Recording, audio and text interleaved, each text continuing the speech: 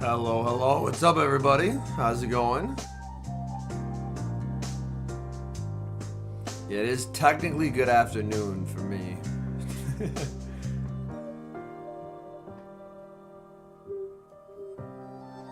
That is accurate.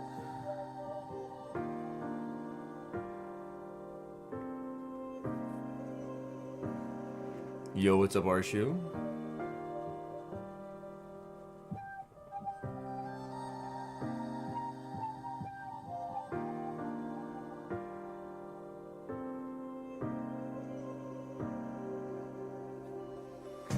Yo, Eric with the 5 bomb. Appreciate that, homie. Welcome in.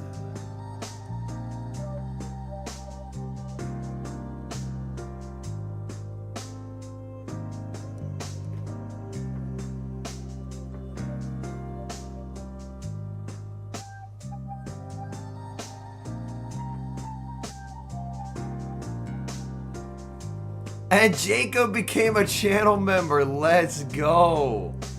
Appreciate y'all. Damn, y'all are cooking. Holy. Oh, my camera isn't up. Camera, go. Okay, hi. Hello, chat. Alright, chat. Welcome to the Stuttgart Regional Championships. As you see here, we're starting off with some more Pecco gaming. The Pecco is finally getting some play, and of course it's only going to be stronger next season with extra Thundershock damage. So, I'm excited. Alright, Kessa, I have opened your gift.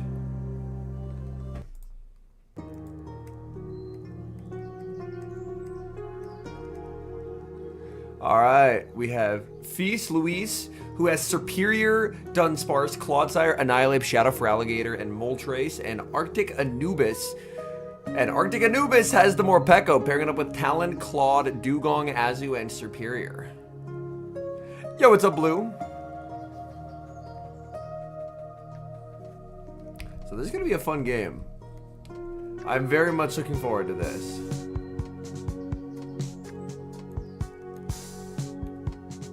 Yo, what's up, 1B2? Alright, they are taking their time. We get to skip all this stalling. Here we go. Game 1. They're locked in.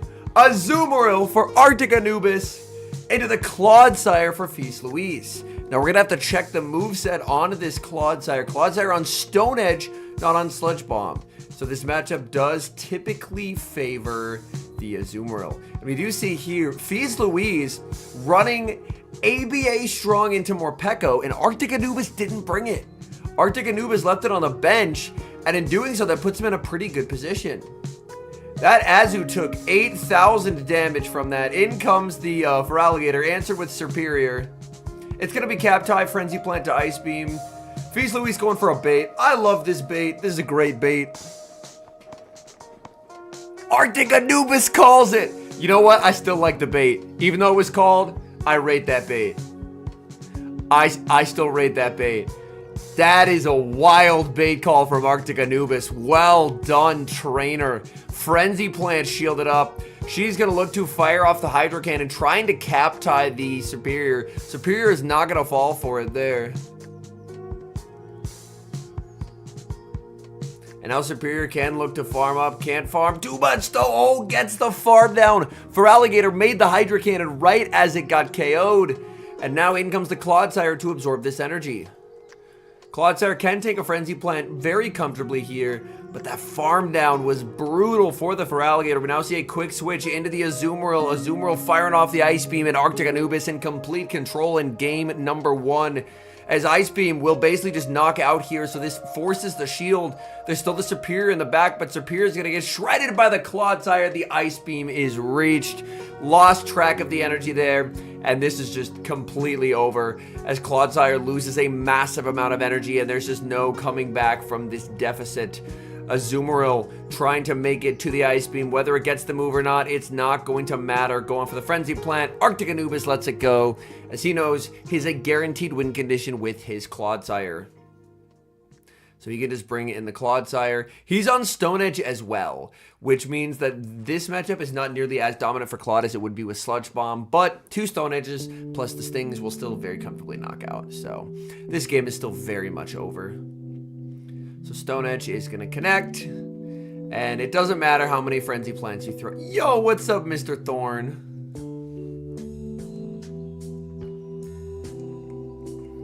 We are just starting out.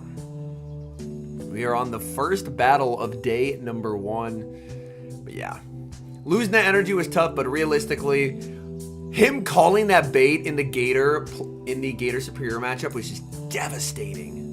That bait, oh my goodness. I love that bait as for Alligator.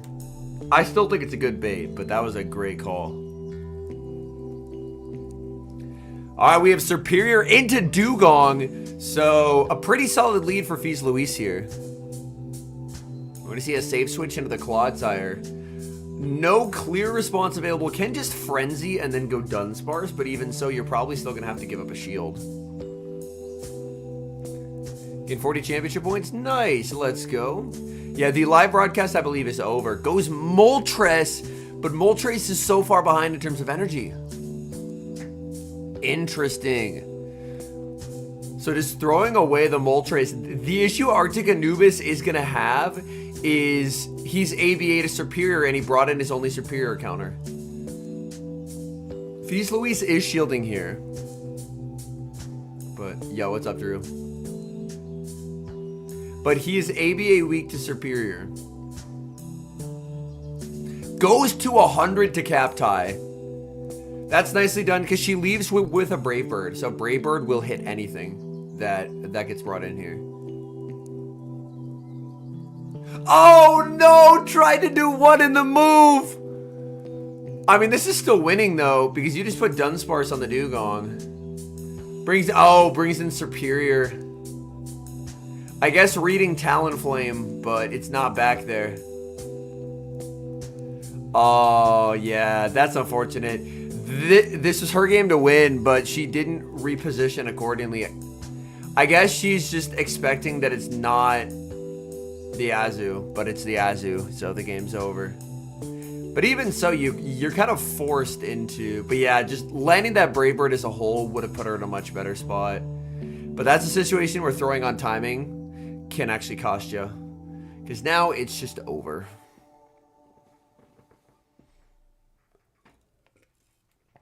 And Arctic Anubis survives despite being ABA. And we see the GG's exchange there. Arctic Anubis steadfast.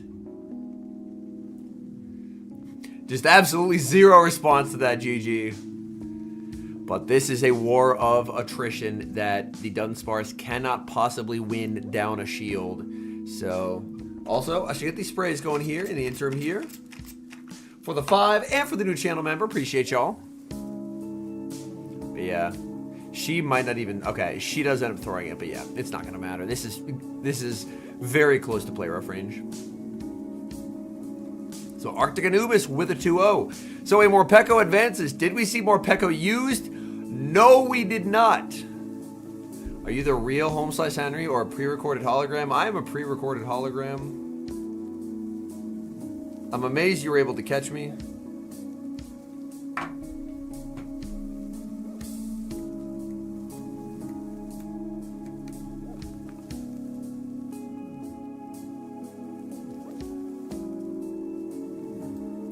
Ooh, all right. I want to see this first team. Hold on. All right, we have Sir Corey versus 19, Loren 92. Azumarill, Diggersby, Shadow Drapion, Moltres, Toxapex, and Annihilate. What does Sir Corey have? Sir Corey runs D-Gen Pokemon. What does Sir Corey have? No D-Gen Pokemon. Claude, Shadow for Alligator, Annihilate, Superior, Sandslash, and Moltres. Wow. How wild are we talking? Just wait, Khaled. Just wait.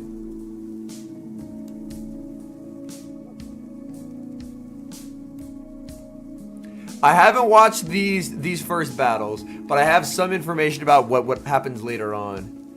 All right, Annihilate into Clodsire. There are some specific Annihilate IVs that allow you to beat Clodsire. I believe it's a counter breakpoint. I don't know the visuals to know if this Annihilate actually gets it or not. Throwing on 7 here, I really hate. Should just throw on 6. You want to boost up your counters as soon as possible for optimization's sake, because you're not bluffing a CC here. Going for an Earthquake. Loren with the shield decision opts for yes. So will commit the shield. I mean, these counters are adding up, but again, I don't know the visuals on... Like, I know in theory there is a Claude Slaying Annihilate, but I don't know what that looks like in practice.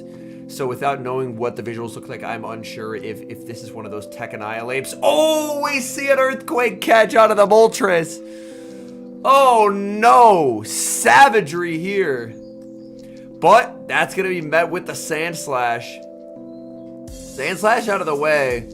Does try and pave the way for Drapion here. Playing to a CMP tie that he does not win is Sir Corey. That's really unfortunate stuff, as Bravebird is going to absolutely crash into that Sand Slash. And I was just going to go for a 0 bubble. He could have thrown earlier and been fine, but that's a pretty large error. Going to go for an undercharge, but Sucker Punches will add up. Not going to get a move. One Annihilate counter KOs and will deny the energy. So Loren is going to wait the clock, send in Annihilate, and Annihilate is still super healthy. Brings in the Gator, and then you're just Rage Fisting right away. At this point, this is all just about fast move pressure. But yes, welcome in everyone. Hello, hello. This is match 2 of the day. But look at these counters, man. Oh my word. I feel like you shield this. Maybe I'm mistaken, but I don't really see a path to victory by letting that go. Because you're not stinging down. And this does 8,000 damage approximately. Yo, what's up, Letho? Yeah, like, you're not farming down. That's kind of an odd catch, because you would have got there anyway.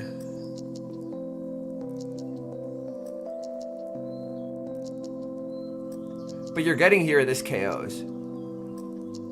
So this game's over. It's shadow on shadow. It doesn't survive. Oh my god, it lives on 1.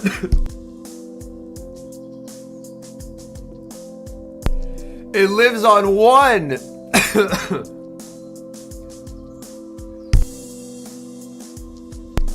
I just inhaled water.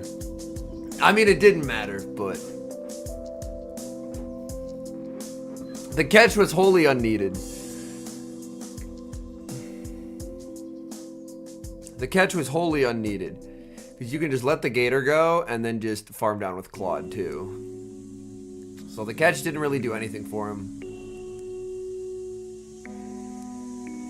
Nah, I just tried to drink, and then some water got in my windpipe, so I had to cough. Zoomerl Annihilate. Good lead for Loren here. For Alligator switch out, he was slow. He should have gone Diggersby instantly, but he didn't. And Azumarill gets thrashed here. That looked like a timing error from Sir Corey. I would have to go back. I wasn't looking at his screen. Oh, yeah, you have to... Yeah, that's just a timing error. Yo, what's up, Daryl? Yeah, we got the Stuttgart Regional Championships trainer. Nah, I'm still young enough that I can rally pretty decently.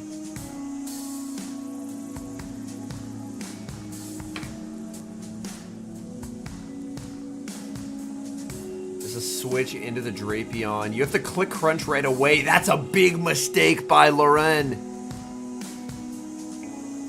That's a big mistake from Loren, because now Corey gets both. Now Corey gets both.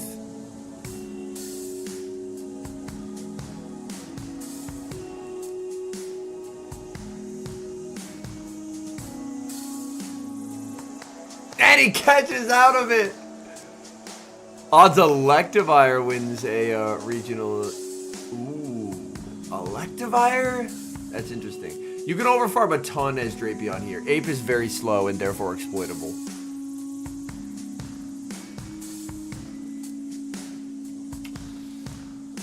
I think it could day 2. I don't think it'll win, but I think it can day 2. And this Drapion energy is going to be hell. Yo, GG, Danny.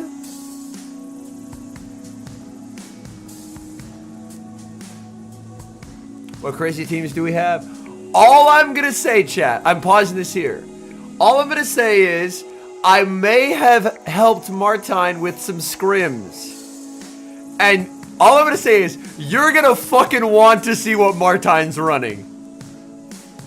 Oh, Loren's lagged by a turn? Okay, gotcha. That's all I'm going to say. You're going to want to see what Martine, aka Inadequence, is running. If you know, please don't spoil it in chat. But you are going to want to know.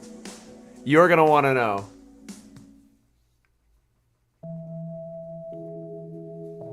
It's not Shadow Skarmory. It's not Shadow Skarmory.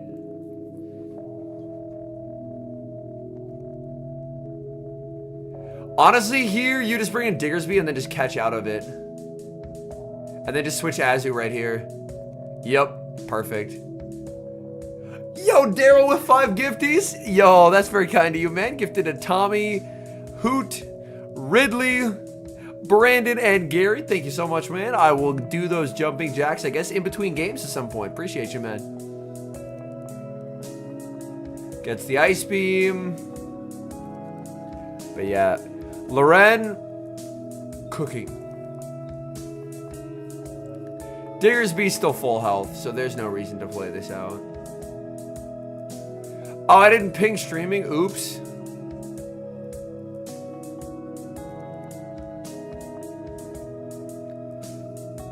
You have Sarkoria on your friends list? Yo, that's awesome.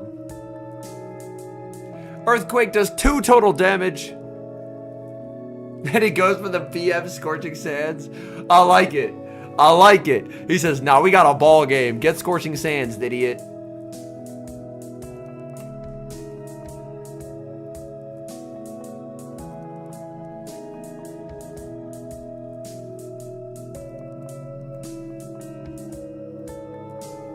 Why are we back to casters?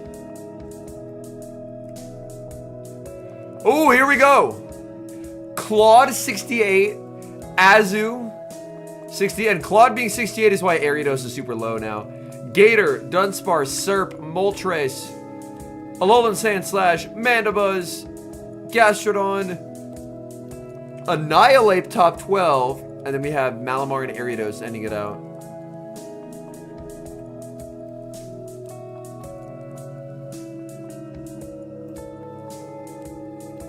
I went slightly too far.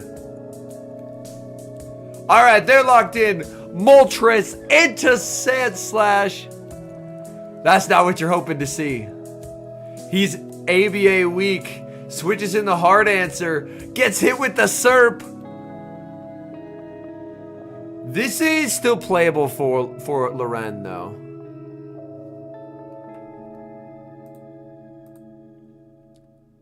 This is still playable for Loren, for sure. Morpeko is allowed. We did see Morpeko in round 1. It was on the team, but it wasn't brought. It is insane sweep potential, but a lot of the pros don't like the fact that if it's down energy, it sucks. Like, in even energy situations and up energy, it's horrifying, but down energy is very awkward. Yeah, I think you just bring in Moltres too far. I hate that he's waiting his clock here. I think this is awful.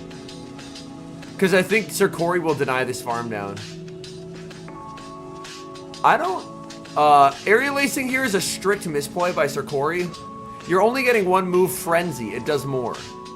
So that's just a very large error for no reason. Moltres, he has to switch out and save this energy. Now, if you're Loren here, why would you throw this energy? What does storing this energy give you? The answer is nothing. You need this energy for the A-Slash. You need so much energy that you will completely overwhelm the A-Slash, and now you don't have that energy. Like, I get the theory that it'll put it in AP range, but that's not... Oh, there's a boost as well! But I think just energy mismanagement by Loren is costing him this game. Because if you have... Because, look at this. And now A/Slash gets all the farm. And where did all your energy on Drapion go? You only have 6 residual. A/Slash is more than you now.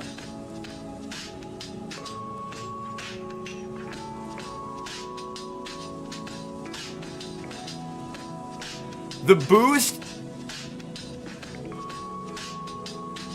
The boost there actually a little bit cooked Loren. Because the boost meant that he couldn't make an AP. Yeah. The boost was unfortunate. And Corey still has Serp as a get out of jail free card if he gets worried. And there it is. Alright, Corey takes it. Like, the thing is, it's always going to be hard to play under the lights. So I'm understanding why people make mistakes. But I do think it's important to point out the mistakes that happen, as it can help people who are viewing see those mistakes and prevent them in their own battles. Alright, Corey takes it 2-1. Now the question is, when will we see Martine? Alright, we have XXL Cactus versus Danny Earnhardt. Or Earhart. Oh, Shadow Driftblim sighting, chat. Shadow Driftblim, Clodsire, Superior, Shadow for Alligator, Azumarill, and Dunsparce. I was not able to get an Ultra League G-Molt, unfortunately. And Cactus has Clodsire, Shadow Marowak, Shadow for Alligator, Moltres, Azumarill, and Ariados.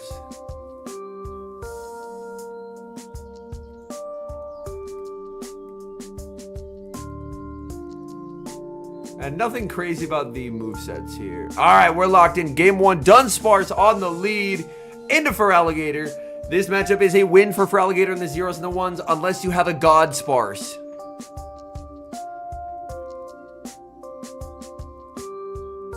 You need a God Sparse to be able to tank 2 Hydros in the 0s. We'll know pretty instantly here. Not a God Sparse. What's a God Sparse? It has a... Thorn would know the specifics. Is it an HP check? Because I can't imagine... Or is it defense that makes Hydro do less damage? I can't remember which it is. Thorn is a competitor. He will know the exact specifics. All I know is my Dunsparce can't do it. All I know is my Dunsparce is unable to do the fun Dunsparce activities. I am banned. Shadow for Alligator Glass Cannon? Yeah.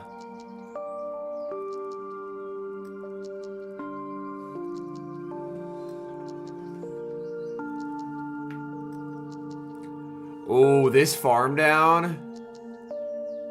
Oh, he actually gets the Ice Beam.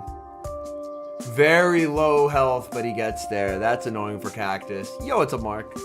Dunsparce with building? Definitely yes, especially if you have a high rank. It's very, very strong.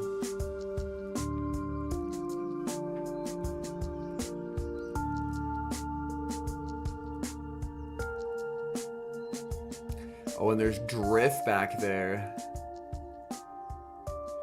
Brings in the Sparse. Going for the AP. He would love to be able to save this Moltres. But his clock isn't up.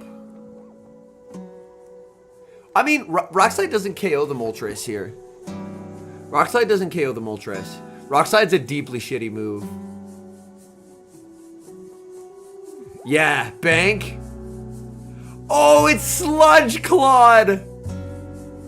Oh, that is painful. That is painful. I mean, I guess Sludge Clawed can probably put it into AP range. Because Drift's play is double up. Like Icy and then farm down. And then leave with one. But Moltres should win that cap tie. High Vs versus low ranking mons really matter. In Go Battle League, much less so. In these tournaments, quite a lot.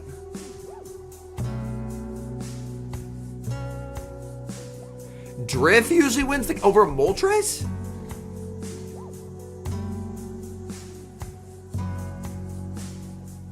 Am I just wrong here?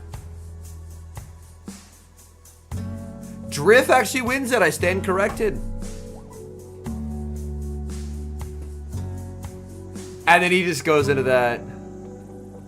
Yeah, I forget that Drift actually has decent attack.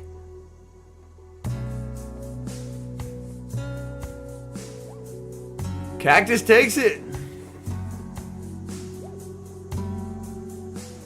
Cactus is a battler who's absolutely been on the rise. He's absolutely been on the rise. He's competed in a lot of tournaments, and it seems like he's getting better at each tournament. Oh, Drift into the Blim. He brings in Azu, though. This is not a response. I'm very surprised that this was the decision Danny made, because Shadow Drift Blim straight up beats for Alligator. So he could have stayed there, one switch, and then I guess he would have his choice of backline matchups. But instead he goes Azu, which is a strictly losing matchup. So now he's not going to have switch, and Drift's going to be on a Moltres. But yeah, that's your important learning of the day. Shadow Drift Blim just straight up beats for Alligator.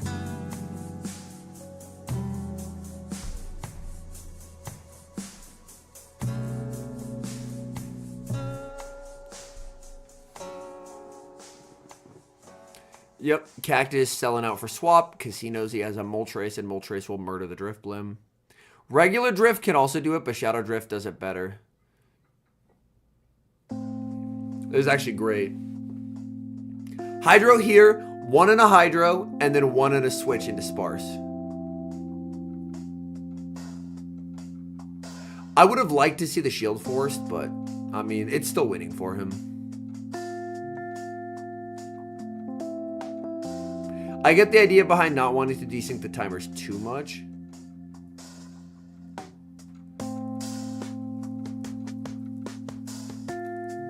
Ooh, gets a shield from Danny.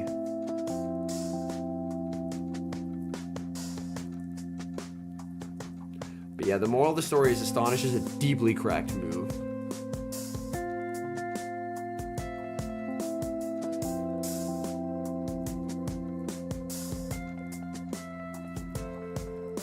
Energy lead is awkward. Second home to plays our courseless ones. Yeah, time to put that as your buddy. Get walking. That's nice. Because I think he can make another Hydro as well. Unless he ices. Oh no! Catastrophe. Disaster. I mean, you just go Sparse and farm and get 8 billion energy.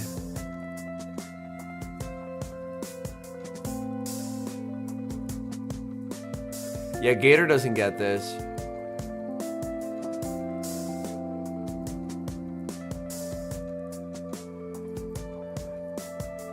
Brings in the Claude. Oh, the catch! And that should seal it. That should seal it. That should seal it right there. That's a sick catch. That's a sick catch. A Ghost normal? Isn't that Hisuian Zoroark?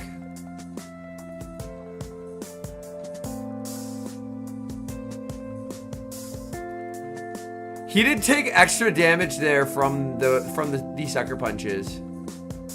Because he didn't just throw an alignment, but he should just be able to roll out down here. Oh, it's a tie! He actually threw! He actually threw! Oh, man! He needed to rock slide on alignment. We're going to rewind here. The moment he loses this game, he throws this. If it puts it into the yellow, you can just under tap and then leave with more health. But he throws another rollout, and it costs him the game. because he takes the sucker punches. Oh, that is painful for Danny. That was a completely one game.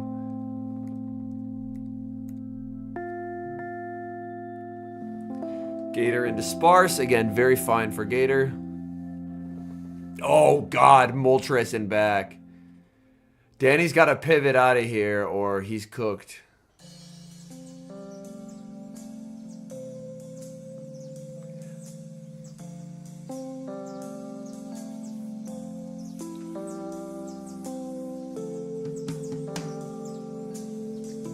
Yeah, Cactus can just play to the ones that he wins. Danny will probably try and catch out of it again. Oh, there's the switch out into Gator.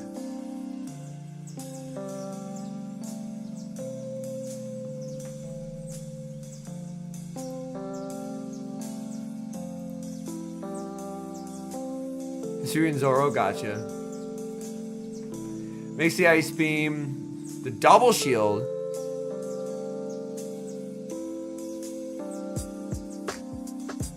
All shields down in the match for Cactus. Sparse is still around, which is awkward. I mean, it's Sludge Clawed into Serp, and he'll be able to get a shield back from whatever gets brought in here.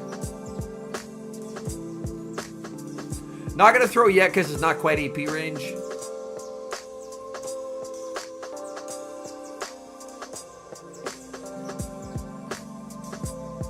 And now going to fire it. AP, I mean, it'll leave the Sparse at like a few HP here. You see a shield from the Sparse. He does get the AP. Ghost, yeah, Ghost Fairy is insane. Yep, and that's GG. Cactus takes it.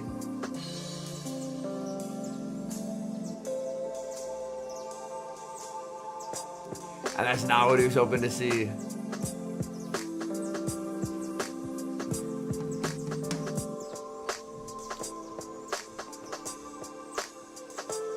Like, the switch out helps cover for a couple of eventualities, but Claude is just...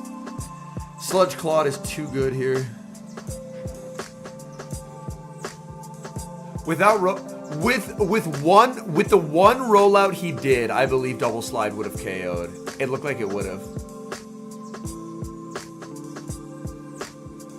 Even if it didn't, that's what he had to try for.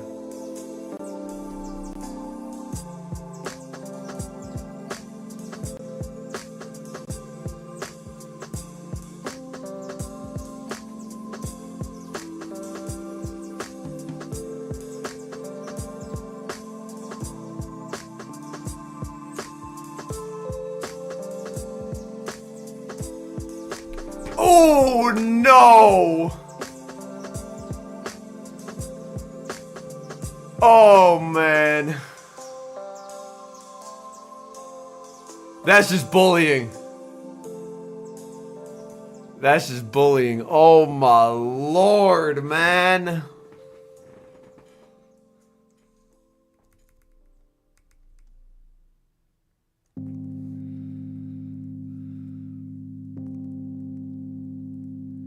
He knows he's one short. Eddie. Oh, savagery. Savagery. Savagery. Cactus takes it. Now they have some interviews on the floor. We don't need all that. We're going to skip ahead. Are we to Martine yet? No, we're not to Martine. We have Pato Man versus Wolfpack, I think. Is that Wolfpack? Dunsparce, Malamar, Superior, Skarmory, Clodsire, and Azumarill.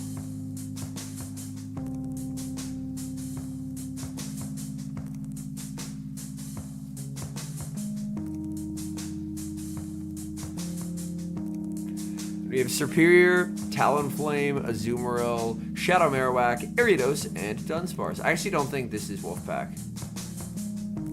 It looked like Wolfpack from a distance, but this isn't Wolfpack.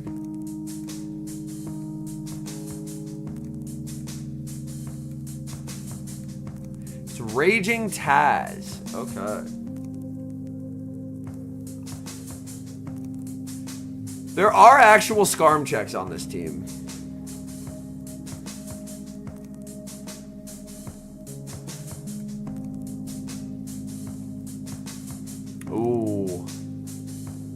Malamar into Sparse. This sucks for Taz. And Taz is just never winning switch here.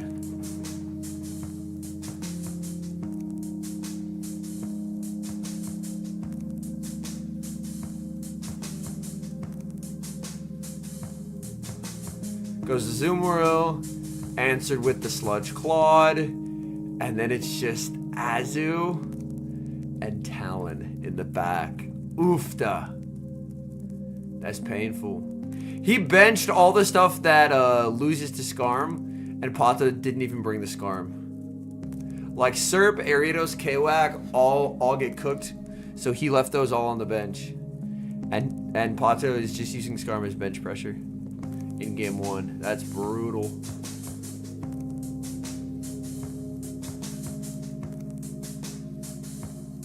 Slightly odd timing there.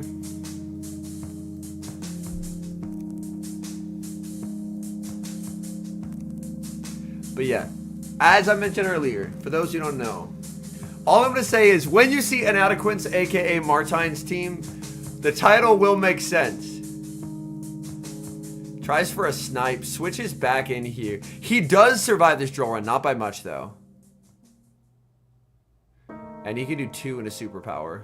Yeah. The title will make sense. And you'll understand why I personally am very hype about the team he's running.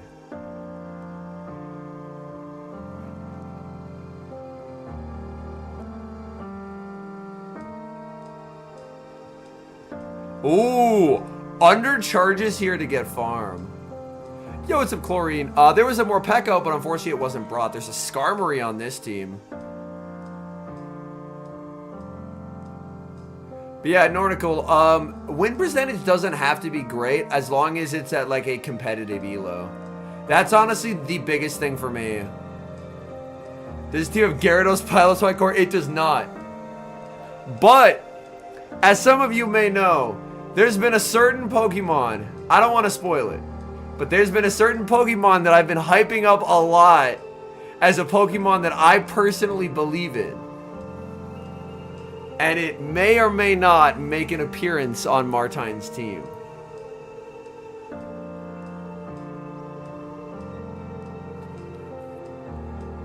And Pato, I mean, he has a Fly plus a Brave Bird. Calls that it's the Fly first. Calls that it's the Fly first. Very nice. And yeah. Easy win for Pato. Someone in chat said Azu? No! Who said Azu? Grimy! You're a bad man. Oh, you're not supposed to cook me like that in my own chat. That's crazy. Yo, what up, Dobbs? I know you're trolling. Yo, what's up, Blackout?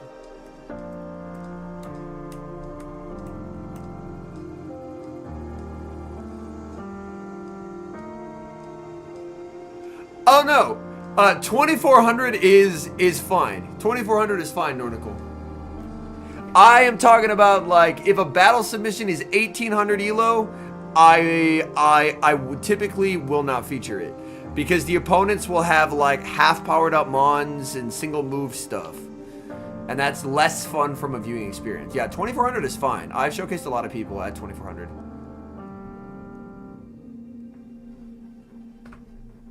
Yo, what's up, Mohanish? I'm doing well. Thank you for asking. How are you doing today? Oh, Serpent to Kwak.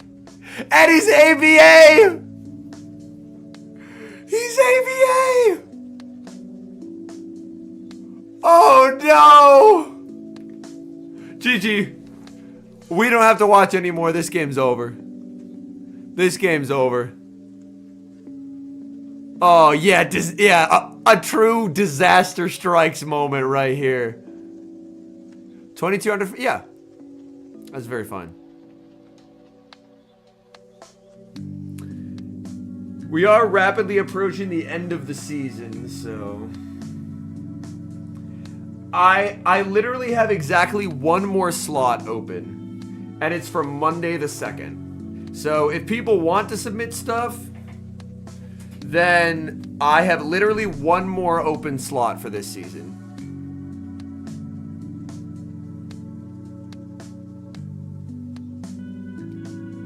In comes the Marowak, Earthquake.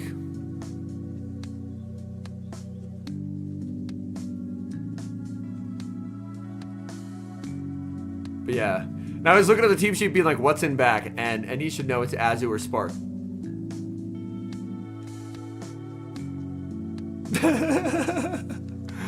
Disrespecting Superior is crazy. The Wiggles team cooking for a montage. Let's go. That team is sick.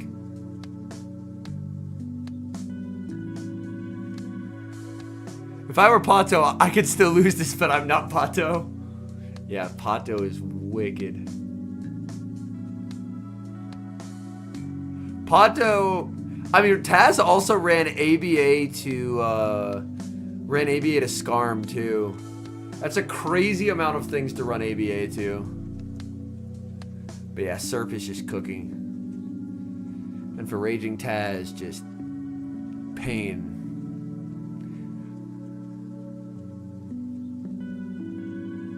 He doesn't even have to show third if he doesn't want to, and he's not going to.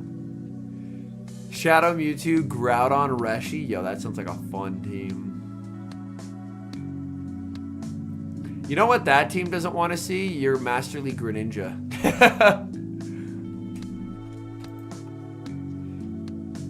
Your Master League Greninja would put up Jordan numbers into that team. Oh, we have Scoffo versus Green Slash. Okay, let's go back here for a sec.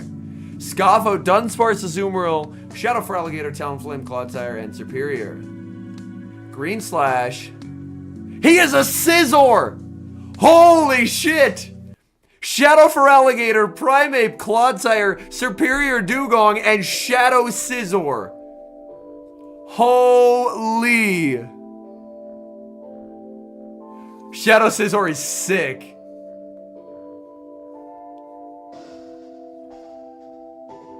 Nah, he's actually cooking. He's actually cooking. And he has Scizor in the back. Gets the shield call right. Oh, he doesn't. He has the Primeape in the back. I stand corrected. Bullet Punch, if you're gonna probably Bullet Punch, I would imagine. I was hoping he had it in the back, but he didn't. That's an interesting Primeape switch out. I actually don't like that Primeape switch out from Green Slash. Kind of had to stay and force Scaffo's energy, because you can't Karate Chop down here. Scoffo can just shield his Gator. Yeah. And now the Primeape's just dead and he just loses. That's very... Yeah, Scaffo's like, hello? What happened?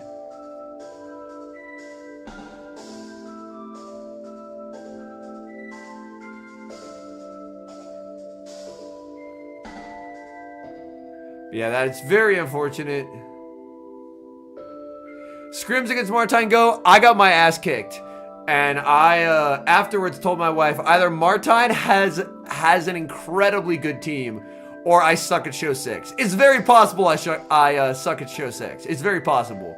But I was like, those are the two potential outcomes. Either I'm completely dog shit at show 6, which is again very possible, or Martine built a God Squad.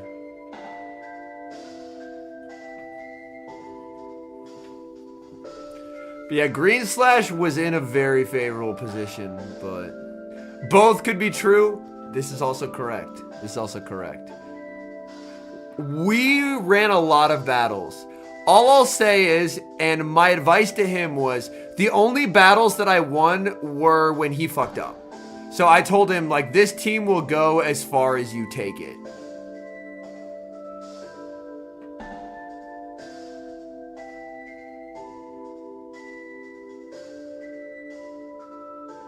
Yep, and he gets there.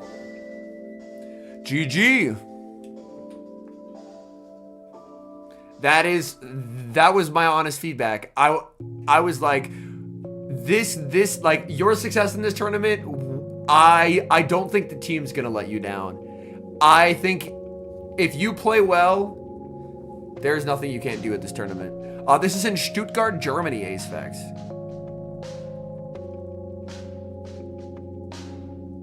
But yeah, I need the Shadow Scizor to be brought. Please and thank you. Oh no, Gator into Serp. Dugong save switch. The Scizor's back there. But it's not going to get good alignment. Because he's just going to shield this and Scoffo is just going to bail Gator.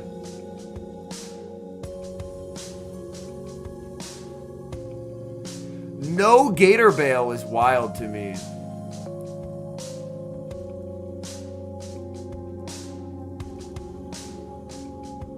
That's very wild to me.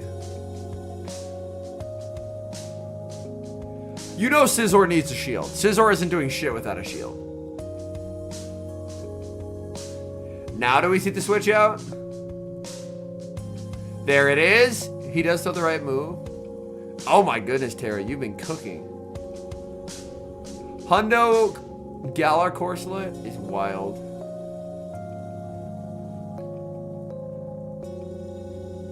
Oh no! He loses cap as well! Fuck.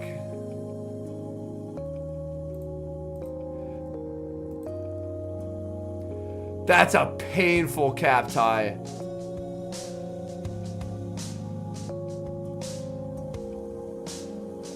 Losing all that energy hurts.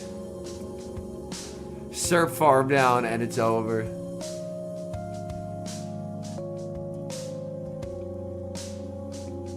And it's Shadow Scizor, but it's over. Scizor is going to take approximately 8,000 damage from that aerial ace. Good lord. And you just have to catch the next on Dugong. No catch.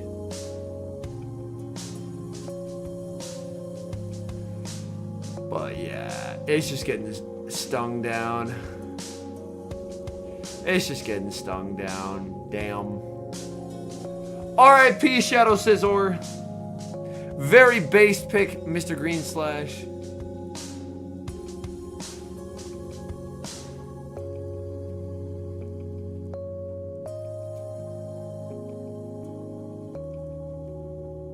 All right, Scoffo takes it.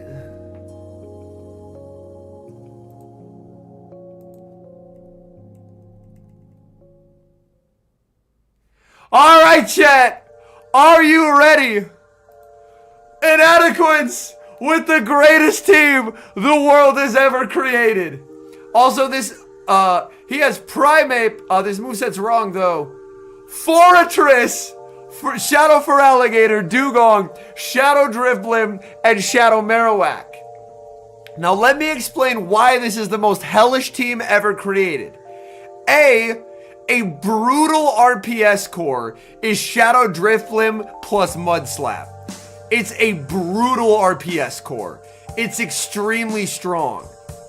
The thing that does the best neutrally into that core is stuff like Dugong and Azu. And you know what crushes both of those? Fortress and Shadow Feraligatr. So basically, yeah, it's a gorgeous team. And you have insane fast move pressure here and here. Insane charge move pressure here. This is insane charge move pressure. And then these are the slow debuffers. It's genuinely an incredibly cool team design. I ran a Morpeko team into this and I kept getting cooked. He's just a demon at battling, and I think it's a really well-constructed team. Even Serp is very playable. Even Serp is very playable. Because people don't know that Serp beats Fortress. Yo, what's up, Luis? Welcome in, man. But yeah, this team was hell to scrim against. And they fixed it, yeah. Rage fits close combat. And it is the regular Fortress.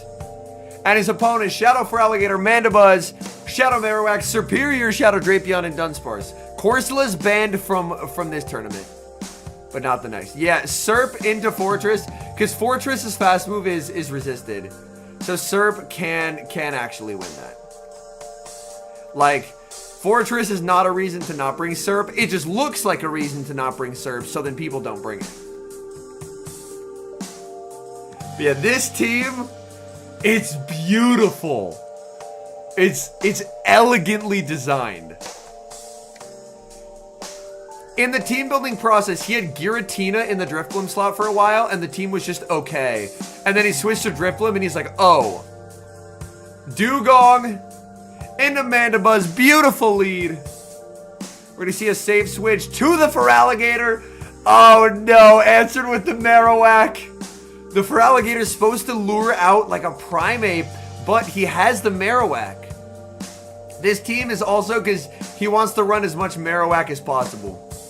Like, the team is built to let him use Marowak.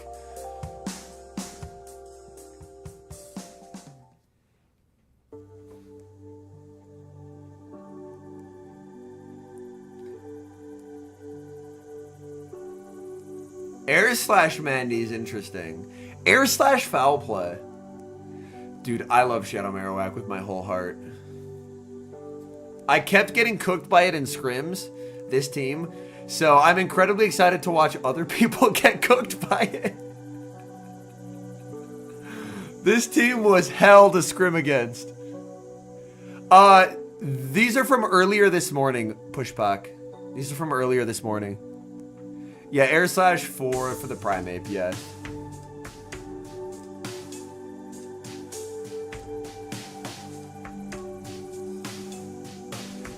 Now, Primeape is a little fraudulent in this matchup, down a shield and down energy, but that's fine. Gastro makes it more RPS, but the team would probably still work. He is going to call it here because he knows that's his only chance back into the game. But even so, I mean, the karate chops will add up over time. Because Martine knows that he can just spam out Rage Fists. Fortress, ideally, you want as bulky as possible. Like, Martine's Fortress is not, like, judging by the combat power and scrimming against it, it's not the greatest thing ever, if I'm being very transparent. But, yeah, he knows it's over. But for Fortress, you want max bulk. Also, Chet, what if I told you he's not the only regional champion who locked in a Fortress today? There's another regional champion who locked in Fortress.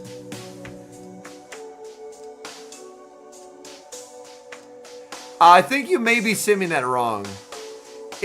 I think you may have been simming it up a shield, sad. Yeah, Martine is inadequate, yes. Yeah, it's Martijn. It's a Dutch name. It's a Dutch name.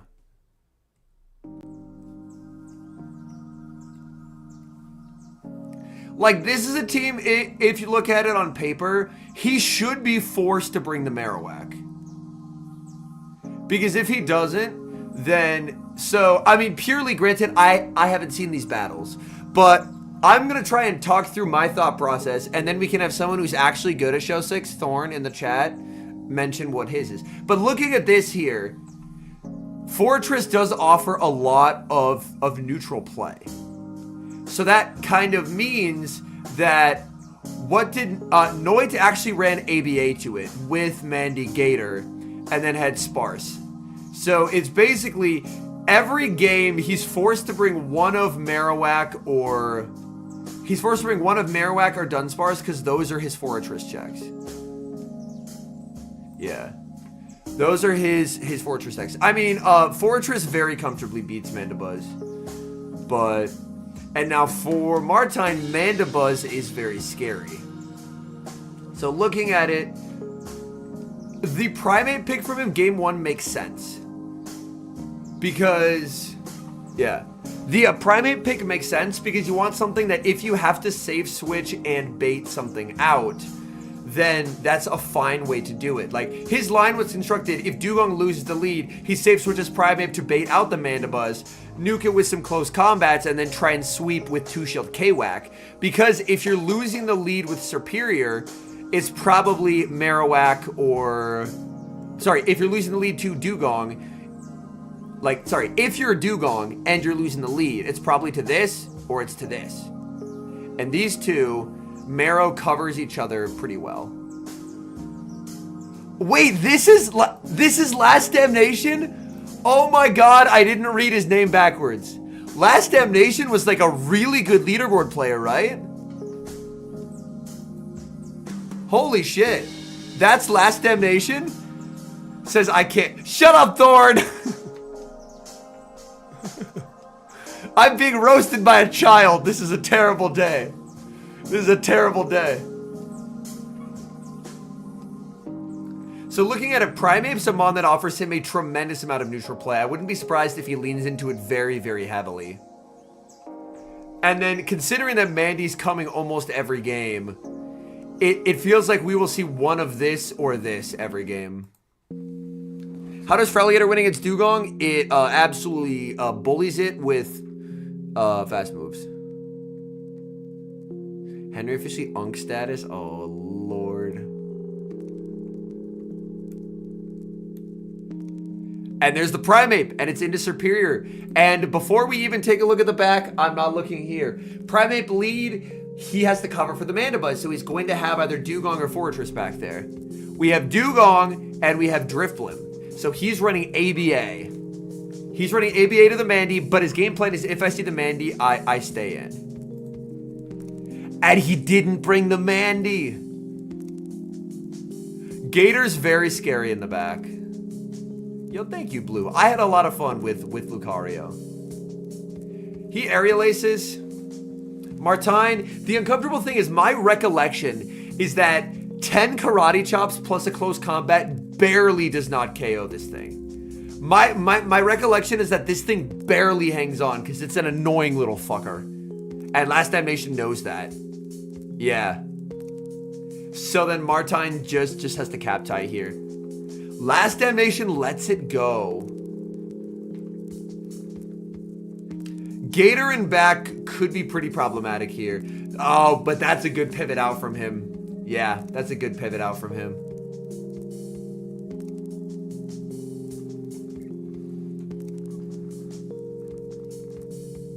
And Icy wouldn't surprise me. But I mean, you go Drill Run if you want damage. Like, Drill Run is if you predict the no shield, and Last Damnation does predict the no shield there. So he gets some very valuable damage. Now he goes Icy. And this forces last to shield. But Shadow Blim is a very scary Pokemon. Last Damnation with a very significant overfarm.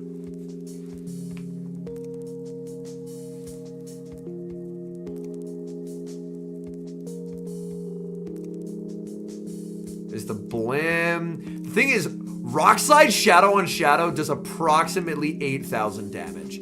Like this puts Blim into the red if it lands. Specifically because it's Shadow on Shadow. And then he's immediately going to look to apply a debuff. And if you're Last Damnation, you're in a really uncomfortable spot because you're just getting farmed down here. Like the Rock Slide doesn't KO. Martine farms down and leaves with a move.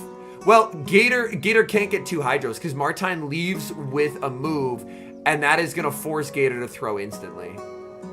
So Martine can just tap his move. Last Dam has to cap tie, and Last Dam knows that Primeape is 2 off. So Last Dam knows that he is just lost either way.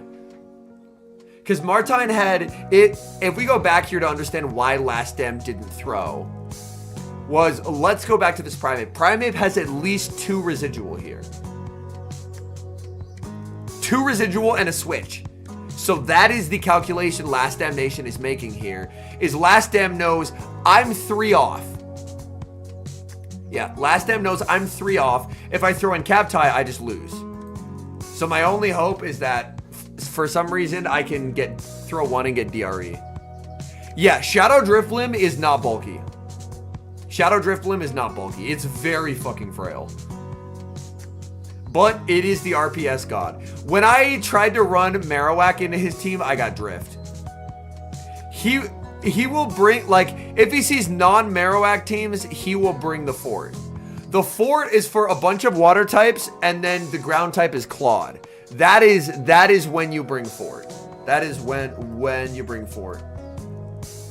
You don't bring the fort into the Marowak teams. It's too risky. You bring the fort into the 8 water types and Claude team. Because they're out there. The 8 water type and Claude team is a very real team. Where is the 6th Pokemon? Shadow Feraligatr, Sand-sized Drapion, Superior in a Azumarill, and I imagine he will have a 6th Pokemon once they load it in. This is Dinoski, I believe. Now rocking a mustache with Hakamo'o, Talonflame, Charjabug, Shadow Feraligatr, Dunsparce, and Gastrodon. Chad, be honest, is there a more, like, mediocre Pokemon than Hakamo'o? I think the answer is no. Like, Hakamo'o would be so sick if it had a fighting move that didn't suck. Man, Hakamo'o is crying out for a fighting move that doesn't suck. Oh no. Kale says it's a registration error. It was a Talon, but it was registered wrongly, which means he got a game loss and can't use it. That's brutal. So it's a 5 versus 6. Hikami only having 5 Mons. And he leads Sandslash into the Charjabug.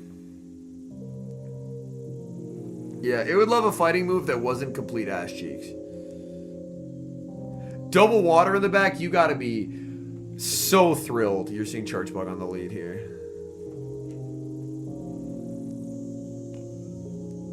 He's only the European Elshe if he wins with it.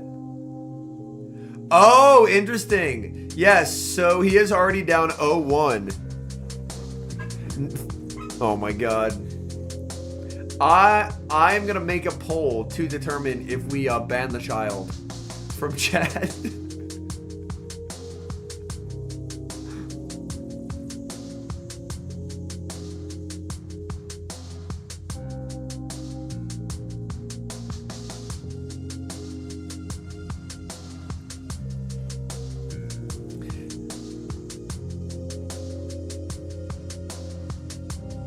Granted, genuinely, I have no clue how old Thorn is. But I remember at some point, people were like, Thorn's a child. So I was like, yes, Thorn is a child. In comes the Hakamo'o. But Hakamo'o is just going to get ruined by Azumarill. Sorry, Powerhouse, no. Usable anti-meta, yes. He's 17. Honestly, gun to my head, I think I probably would have guessed around there. But yeah, it's just Hakamo'o disaster class. Oh, 17 is still very much a child. Don't worry. I can still roast him for having like a... Well, what was the roast Lyle had? Lyle said something about like Thorn didn't know that the EU regionals had your ability to pick what game was streamed first because they're streamed past his bedtime. That was the roast. That was the roast. It was a good roast. Oh, Hikami cooking. It was a good roast. It took me a minute, but I got there.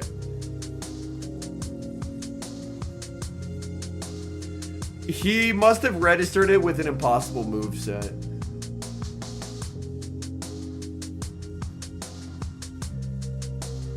Yeah, Thorn can't rent a car for 8 more years. Embarrassing stuff, to be honest.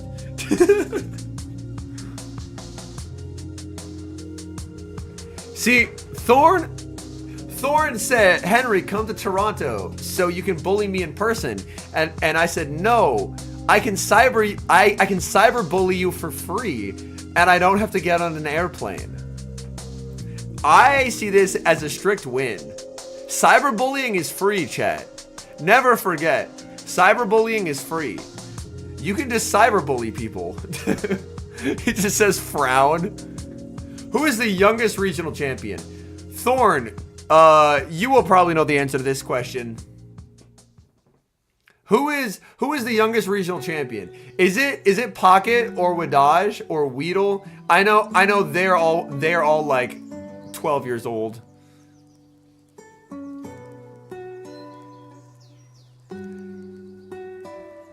I am joking, Blue. I am joking. Like Thorn is a homie. He will roast me and then call me old and bald, and I will roast him back and call him a child.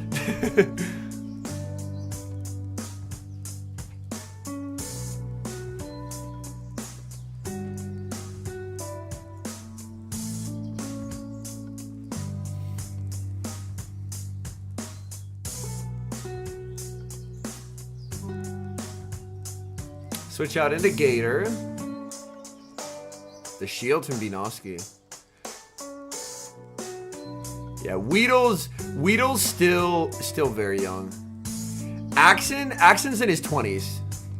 I don't know how far in his 20s, but Axon's in his 20s. I know Axon's currently at university. I don't know if he's getting undergrad or if he's doing a master's, but... Oh yeah, Yakai's like 16, right? Yakai's like currently 16. I'm pretty sure. Yakai is very young. What we're learning is... Oh, Harish was 15 when he won the Indian Regional. Oh, that's good to know, Joshua. Thank you. Oh, Thorn says Yakai and I are the exact same age. So Yakai's 17? Okay.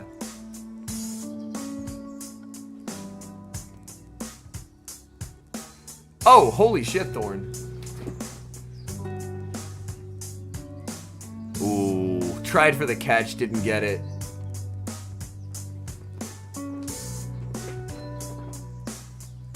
Hopefully you're taking that title after Stockholm. Yo, you got this, Kaye. All you have to do is just bench Heatran and the world is your oyster.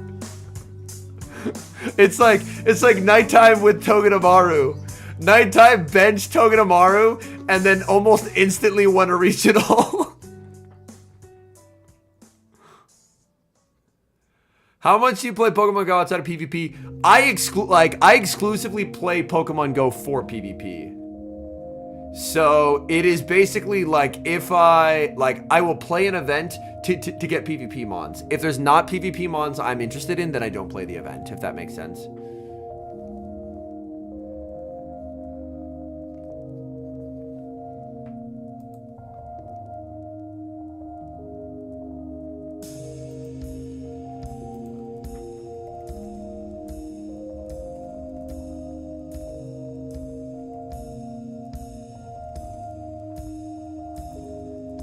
Compete at your local Pokemon League. I used to have one and then I moved and now I don't have one anymore. Oh, we got Tauntaun. It does grind me, yeah. Is Asian with rating 4? Yeah, it's very good. Skarmory, Superior, Dunsparce, Charjabug, Clodsire, Greninja. Tauntaun always Tauntaun loves this fucking Skarmory Charjabug. Sorry, Skarmory Greninja core. And then is throwing Charjabug on a team. Delibird Spotlight. Honestly, Delibird Spotlight Hour on Christmas Eve is actually a huge win. It's actually a huge win. Locals in the cornfield, but not in the city, sussed. Yes. Then we have Azumo, Clodsire, Sandslash, Moltres, Malamar, Gator. Ooh, Ninja into Azu. Ninja can win 2s here, but he's not going to play it out. Hope Tauntaun faces a skeleton. Yeah, that would be very enjoyable. That'd be very enjoyable. Also, welcome in, Avanov. Chat, we have regional champion. The first regional I ever casted, he won. Mr. Abanov in chat. Also, if you ever watched that Best Battles video a while back, he was the man who played against Caleb and had the literal impossible win where he was like triple hard countered and then just said, nah, I'd win. And then won. One of the greatest games ever. Led Charjabug into Bastion and won the fucking game. It was incredible. Galar does it play next season? Yes. It is still going to be great. Weirdly enough, I prefer to be the sparse in this matchup most of the time. I know Delhi's boosted dust. I don't know how much. Apparently, early next week, we get to internally hear. Rollout drill run is 4-3-4-3 alternating blue. Early next week, the casters get to hear about what regionals we're casting in the second half of the season. I'm not allowed to talk about it, but if I'm randomly on stream and I'm very happy or very sad, you will know why. You will know why. I'm not going to be allowed to say what regionals I get, but there are 5 NA regionals. I am expecting. They usually give me one per. Cycle. So I'm expecting 1. If I get 0, I'll be sad. If I get 2, I'll be stoked. So we'll see. Because like I know I'm not a part of the main cast. I would love to work my way onto the main cast, but it's just a question of making the most of the opportunities that I'm given.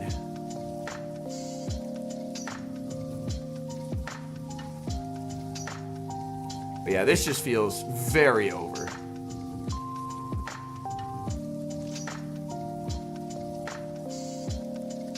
Oh! Does he get this farm down? Uh-oh. So that was a mess up by Strange. Or Stranja. And he just has to let this go, yeah. Yeah, like TBCI covers flights and hotels and pays for the weekend. So we are taken very good care of. Well, I joined the cast very late. Oh, the ninja boost! Like, they already had a lot of established people that they really liked first. So I joined late. So now it's kind of just working my way to try and get into their, like...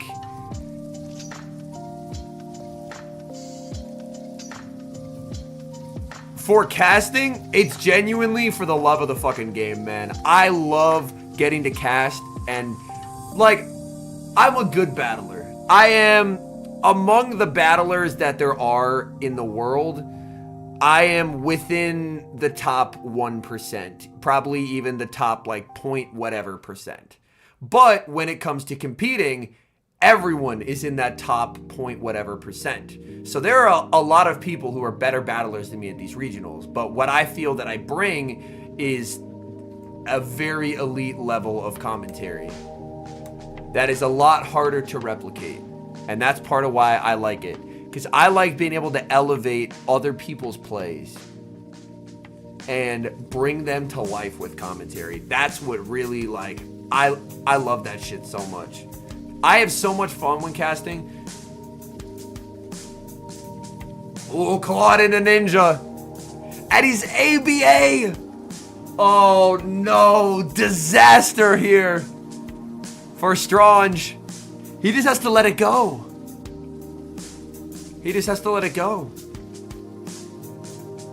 But this is absolutely miserable.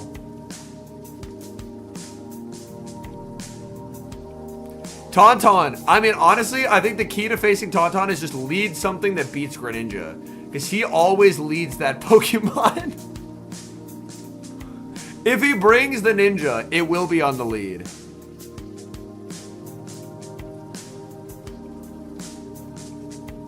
Yo, what's up, Gojiro? Welcome in. Comes a Azumarill. Oh, the Scarm pivot. Diabolical.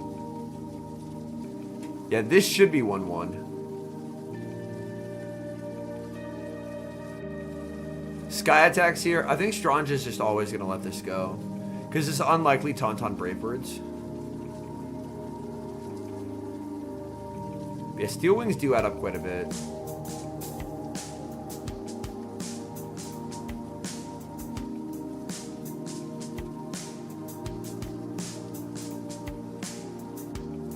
Like, Gator's pretty fine into it, but yeah, you're very much relying on Gator and Azu. Because everything else is pretty hellish. Or you need to get Energy Lead Mala. Energy Lead Mala can Can absolutely dig it. But yeah, he just goes like charge it here to get the turn advantage. Because now we can throw instantly and it'll be good timing. Yep. Yep. We're going back here for a sec, chat. Useful bit of information alert. Useful bit of information alert. And this is for newer battlers. Here, Tauntaun brings in Charja. Because Stranja switching out takes a turn. Normally, if you're a 4 versus a 3 and you throw on 3, that is alignment and you would give a free fast move. But Stranja's 1 turn behind because of the 1 turn switch. So this allows Tauntaun to actually throw instantly and it's perfect timing. That's awesome, Nordical. It is a small optimization, but it's stuff like that that really makes you appreciate watching Tauntaun play, because he's very good at the finer details.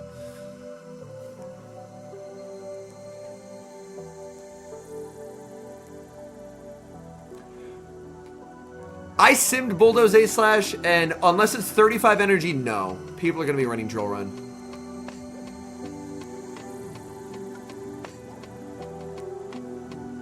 Like, thanks to a lot of help from Discord, I have a local copy of PV Poke set up. I think it's exceedingly unlikely they make it 35 from purely just from Zygarde will be too good aspects. And then, yep, you just wait to see the bubble. That's good patience. And I'm actually going to rewind here for a sec as well as we go back. How does Tauntaun avoid this catch? Alolan Marowak good for Great League? Not really, no. Stranja is... He has to throw 2 and then wait 2 turns. So for Tauntaun here, he's going to visually 1 bubble, 2 bubble. He doesn't see the bubble, so he just keeps tapping his fast moves. And that's how you avoid that catch. So Stranja does what he has to there. That's the correct thing for Stranja to do. But the counterplay by Tauntaun is make sure you see the 3rd bubble, and if you don't, keep tapping your fast move. So well done there by Tauntaun. Not letting Stranja escape. And it's Serp into A/. Dunsparce save switch.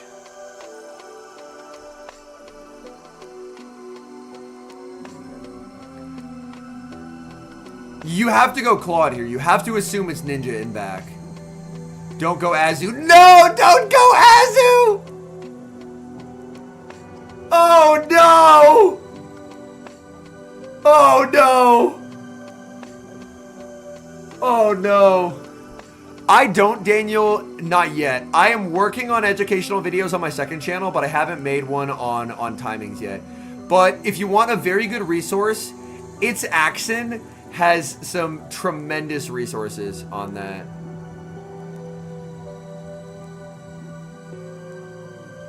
Does he just let this go and hard pivot Serp? Ah, the timers are too desynced. He can't. But yeah, it is something where I am working on making educational content on my 2nd channel. Yo, what's up? Welcome in. But I haven't made a video on move turn / timing yet. It is on my eventual to-do list, but I'm only uploading once per week over there. In exciting news, I did officially apply, I think it was yesterday, to become a YouTube partner on the 2nd channel. We have met the requirements. He doesn't save the Azu, and he doesn't get the move. No DRE for you, young man. And he just knows. Ninja Masterclass. Ninja Masterclass. Nah, this is just cooked. This is just cooked. Yeah. I think Abhinav brought up a very astute point when he mentioned that Strange's only fast move pressure into Greninja is Poison Sting from Claude. Look at the rest of the team. Everything else is resisted. That's horrifying. That is horrifyingly painful situation to be in. You can never farm this Greninja down. That is so painful.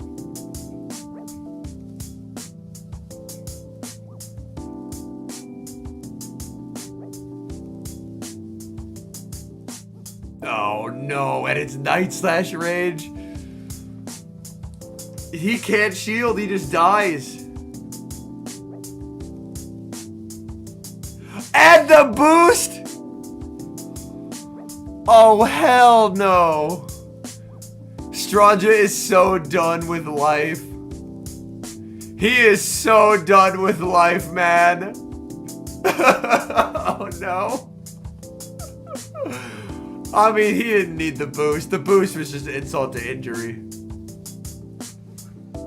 Completely unnecessary boost. But yeah, anti-meta Greninja pick putting in work for Tauntaun. Yeah, Greninja has never looked better. This is just facts. Yo, we have an Adequince again. Primeape, Fortress, Feraligatr, Dugong, Shadow Drifblim, Shadow Marowak. And let's take a look at his opponent's team. Oh my god. This is, chat, this is the team you bring Fortress into. Look at this. 3 things weak to Volt Switch, a thing weak to Rock Tomb, a neutral matchup, which means it's a loss, and Clodsire, which is on Sludge Bomb. Yeah, these are the kind of teams that you target with Fortress. Now, chat, I have to tell you something very important about Fortress and why it's good. Now, Fortress, does it have good pacing? No. Well, you know what? That's okay. Some mons don't have good pacing. Does it have same type of tag bonus? No. It doesn't need any of the things that traditionally make mons good. It's just Fortress. Abhinav, a high rank non-Shadow Fortress can. I don't think from having played against Martine's Fortress, I don't think Martine has a good Fortress. But a very high rank Fortress does live 2 EQs. And that's why people run the non-Shadow. Because the goal of Fortress is you're a bulky degen mon and you degen your way through 2 things, like the goal is to try and degen your way through things in the 2s by rock tombing shit. Fortress is best played when you're just clicking rock tomb. No, Shadow is worse. Shadow is worse. But you want like 2-run Fortress. It is still anti-meta, but the theory behind it, and I'm someone who, I have a whole video of a practice tournament on my channel where I ran Fortress.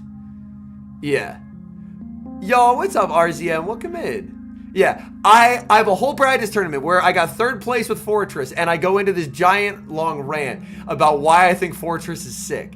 And granted, this was when Ariados was very popular. Ariados has fallen off, and I still think Fortress is good.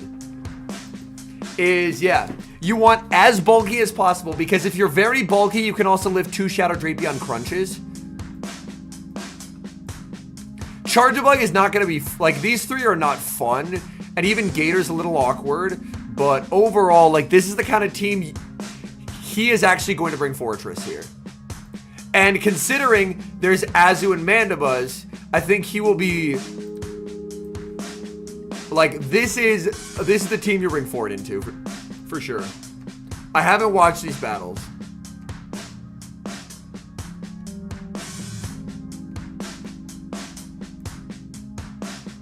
Oh, he's ABA. Oh no. Drifblim lead. There is the Fortress in the back, but he ran ABA to the Mandibuzz. It is Air Slash Mandibuzz though. Ariados dropped off because Claude surged again in usage. And Claude being as good as it is currently makes it harder to use Ariados. We see a bait from Ashprashalto.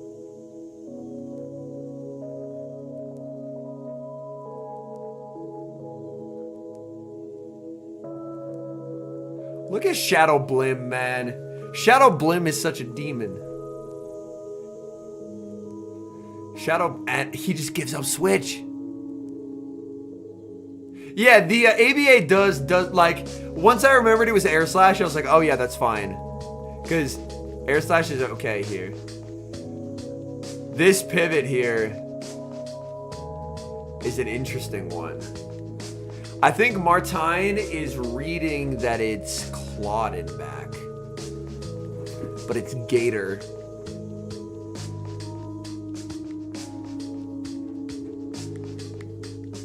He waits the turn. the Rock Tomb. I mean, Rock Tomb is not the greatest move ever, so you can live it as Charja. Yeah. It's now debuffed, of course. But this is not tilting in a favorable direction for Martine. Yeah, that's not good. Here, oh, this is interesting. He's gonna let this go. He just wants Estrashelta to throw energy. And then he's just gonna, actually, no, he can win this. He can win this, hold on. Oh no. Is this the Martine special where they die with 2 shields? Oh no. Oh no. I just saw the vision. I just saw the vision.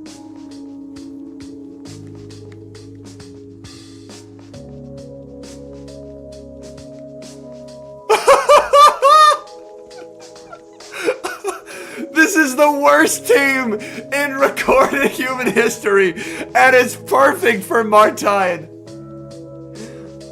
We've seen him play like 3 battles on stream, and 2 of them are opponents dying with 2 shields. This kept happening to me as well in practice. It was so fucking annoying, man. It was so annoying. I kept losing with both my shields up. That is his name, Blue. It is a Dutch name. It is Martin, but it's in Dutch, so it's Martine. That is his name. Martine. It is Dutch. It is basically the Dutch version of Martin. But it's Martine. But yeah, y'all don't know how, oh God. I feel so good watching other people have to go through the hell I went through.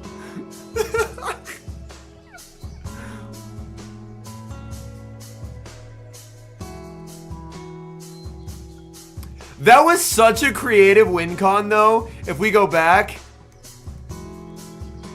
Understanding that Asprashelto, because here, this is actually a, like, if I make a part 2 of the Find Your Win con, this battle has to be on there. That's such a devious win con to find. I think maybe 95% of players, myself included, don't find that instantly. But he just goes drift here to force the energy because the Astonishes that land put it in farm down range.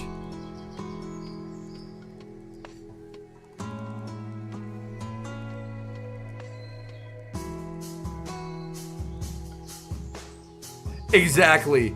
Asprashelto would have to hard predict that it's K-Whack and shield and farm down to win the game. Alright. Fortress into Annihilate. Bad lead. Save switch for Alligator. Waits the turn, but we do see a catch and a sneak.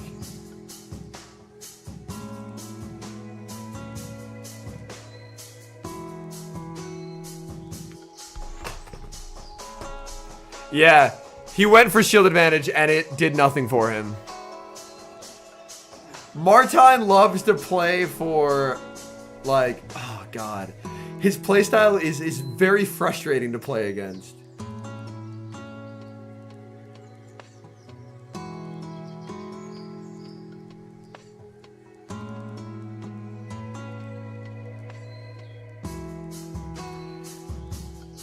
This is... Azu should tank this on, like, 1.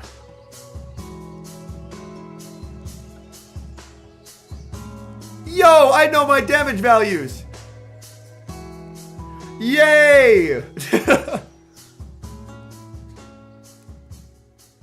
But this is a very bad spot to be in. Anytime Fortress is in a type neutral matchup, it's getting hoed. It goes very poorly for Fortress to be in type neutral matchups. He lets it go because he knows it's just a Rock Tomb. Oh, that's a nice double up.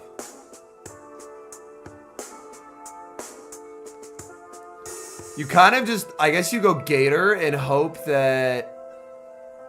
Oh, he brings in Blim, interesting, and lets it go. But yeah, this is just 1-1. This is just 1-1.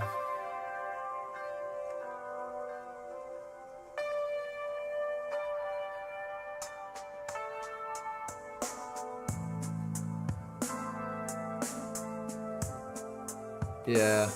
He goes for a PM Ice Beam. You love to see that. It warms the heart. It really does. But yeah, we're going 1-1 here. I don't care. Keep bringing Fortress. Just don't have it align onto Annihilate. He brings K-Wack back. Aha! Abhinav and I both right. He keeps with the Fortress and he brings back the K-Wack.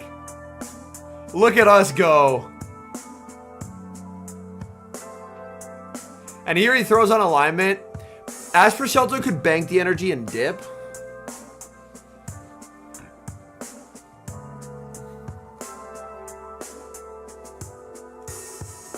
Is Fort a cope Pokemon?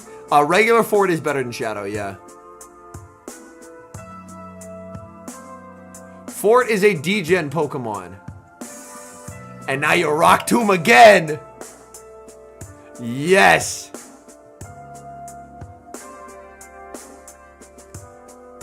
Ooh, in comes the K-Wack. This will be interesting. Because now this sets up Charger to be scary. This sets up Charger to be scary. He's going to throw here. This keeps himself very healthy, and he'll have a shield to protect himself, which is nice. I think the bird is one off a move. That's what I was expecting, Abhinav, yeah. I was expecting him to go into his own Gator. But, I mean, he can tank this over from quite significantly with the K-Wack. And it's not like he's ever being Volt Switched down. So now he has residual energy, and life is just uncomfortable for Ash Shelto. He lets it go, but he's going to get insane value out of this K-Wack here. K-Wack's so low, but look how little that move does. That just does nothing. That just does nothing. If you want to be a dick, you do one and then catch on Gator. Ah, he goes for it. Because he knows he can make a Rock Tomb here. He's going for a 0 Bubble X Scissor. This is very resisted. Yeah, he makes a Rock Tomb now. And that's another advantage of running weird Mons. People don't know how to undercharge against them. Like, who has practice with the Charjabug Fortress undercharge? And you get a shield to hide the third. Who has practice with a Charjabug Fortress undercharge? Very few people. So, that means a Fortress is in Winners Finals, chat. Also, the other trainer running Fortress at the tournament is Z's Wireless.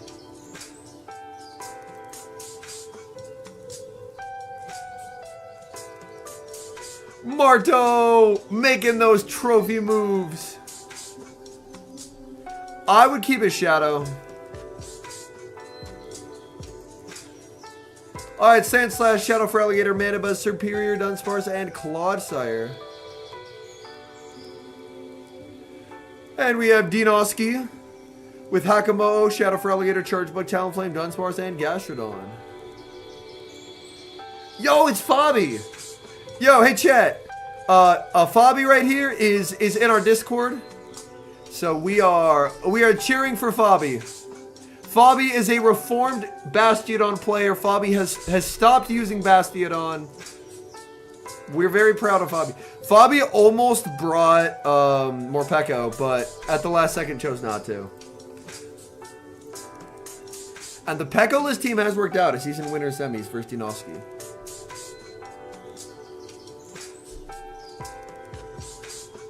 Bastiodon does straight up suck now. This is just correct. And aren't we all happier for it? Alright, Fabi versus Dinoski. For Alligator, into Mandibuzz. A good lead for Fabi.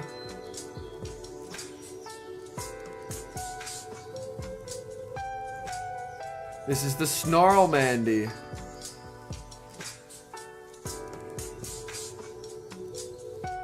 Interesting that they both cap there. Fabi's gonna let it go. Like, a Gator throwing on 9 is crazy to me. And then a Mandy threw on 6, which is also crazy to me.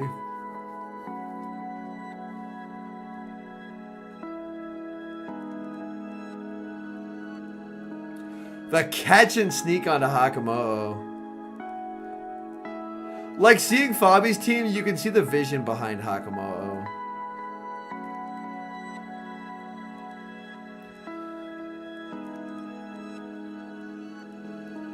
And then, when it's against Claude, you're like, wow, I realize why this is bad.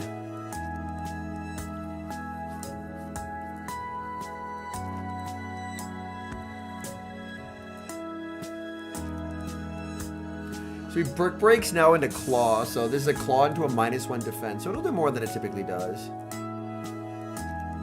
But that still does nothing, man. That's an embarrassingly small amount of damage.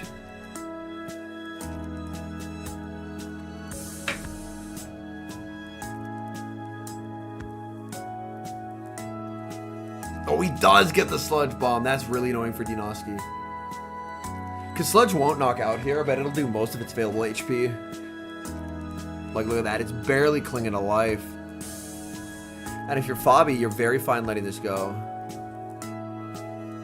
Claude got healthier with the Brick Break? Yes. Yo, Dunsparce farm? Mandy farm. Interesting. So now he's a Dark Pulse.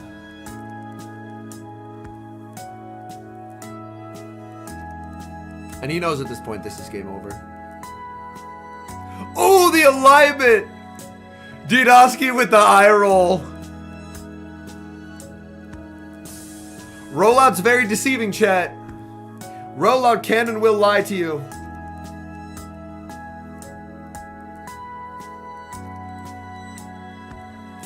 But I mean, he was cooked regardless here.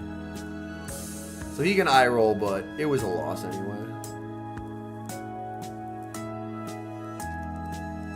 Spars with 2 shields to hide behind. There was no way of landing a Hydro.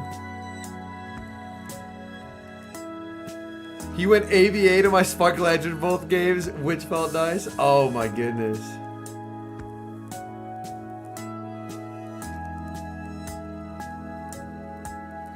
Yep, alright. Fabi taking game 1. Did you happen to lead the Spark Lantern? Is the ever important question. Ooh! Accidentally throws away the move, but he's shaking his head, but he's fine. Poly versus Skarm. Ah, yeah. And that was extreme sadness. Oh, it was versus Poly Skarm. Gotcha. Don't know how I read that wrong.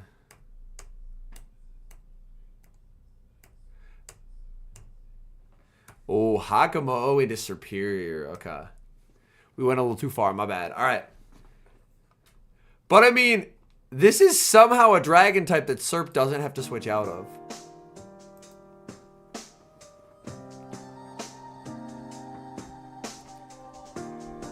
Losing 0-2 to Lurgan, me, Weedle, and winners and losers finals. Who had the same team and Crest cooked me? Oh, no. That's unfortunate.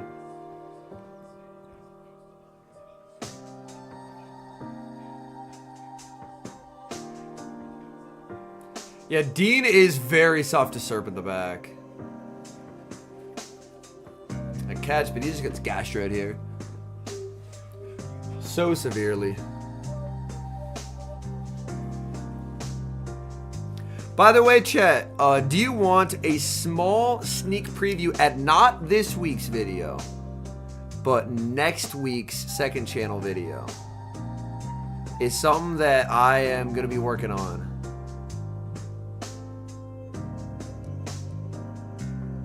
Like, I mean, Fabi needed to bait out the Gastro, but it still feels uncomfortable in the end game. Okay, so it's going to be a different kind of content, again, that we've seen. But it is going to be, I'm going to be sitting down and interviewing several trainers who are...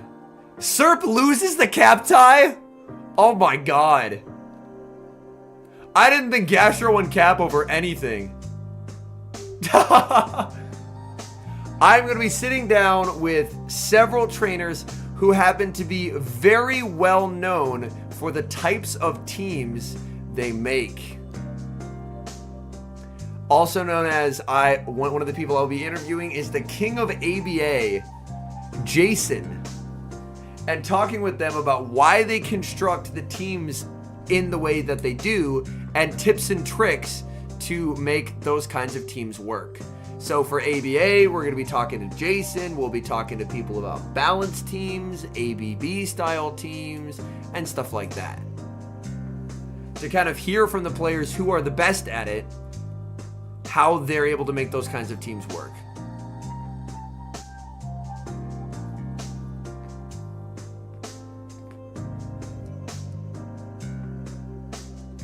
That is also why I have a hard out for this stream. If it gets to around 4 p.m. my time, I'm going to have to go because I have to go interview Jason. So. Oh, he waits the turn and gets the catch. No way. Dean waits, Fabi waits, and he gets the catch. That is sensational. Oh my goodness. Fabi waits the turn. Fabi can't believe his eyes. Oh my goodness. What a catch. Sludge Bomb KOs. Hakamo doesn't have the damage output. And Fabi pulls magic out of a hat to win this game versus Dinoski. Oh my goodness. Beautiful. Beautiful.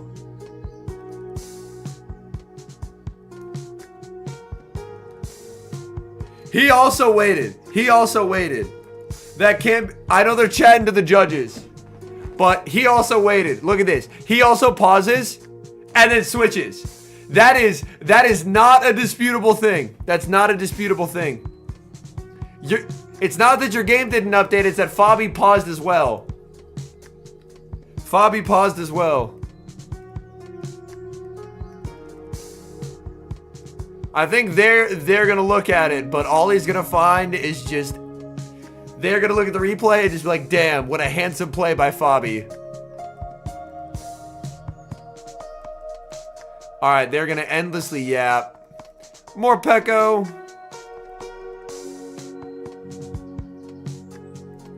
And they're gonna show replays, because yeah, they ruled no rematch. Interview with Fabi, let's go. Winner semis, Pato versus Scafo. This would be a good matchup. I'm looking forward to it.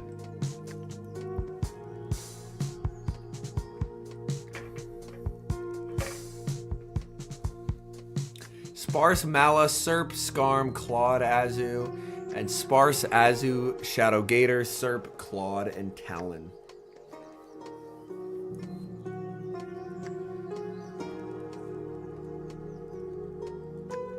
With all these water... Oh, man.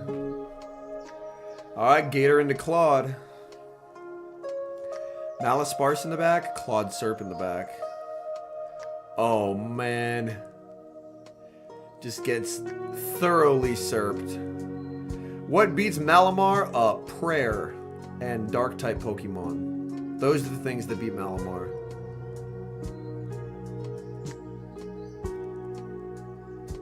Doms may have fallen asleep on his keyboard.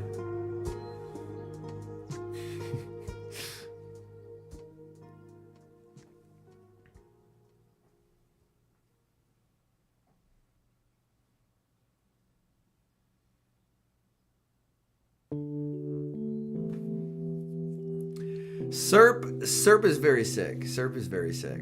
Like, every team by default in this meta is just... Also... This comes real close to knocking out. Yeah, that's just an error by Scafo. That's just a huge misplay by Scafo.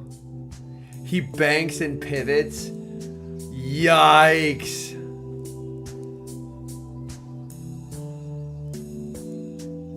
Yeah, Scoffo didn't think that killed him, but it did. Yeah, also low kicks is pretty solid into it. As long as shields are up.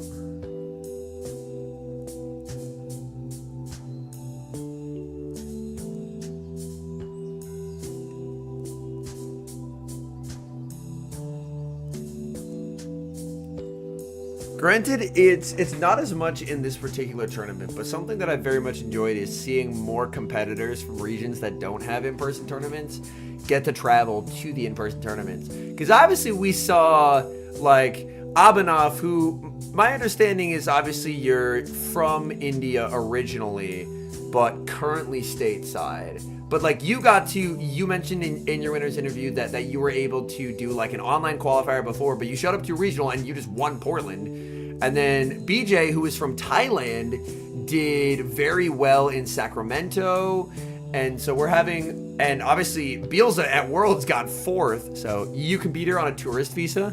Oh, that's awesome. Like, I really hope that a lot of areas get more of these tournaments, and it seems like they're increasing. Like LATAM has a lot more tournaments, but I'd also like to see an increase in the, oh yeah, Scafo's just tilted. I would, your rating zone is NA because you registered while a college student? Gotcha, okay. Yeah, I really hope they're able to expand 2 more regions. Yeah, and also Yakai won fucking Worlds, man. Like, there are some incredibly good players. The Japanese qualifier system, by the way, is atrociously bad. It's so bad. Like, apparently they have a bunch of, like, local tournaments that are best of 1s. APAC players in person, yo, that would be hype.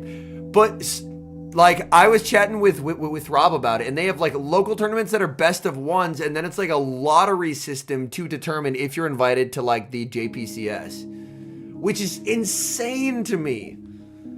How is that how you decided? Like, there's, yeah, best of 1 is so bad. But they're handled by the Pokemon Company, not the Pokemon Company International. So it's done very differently.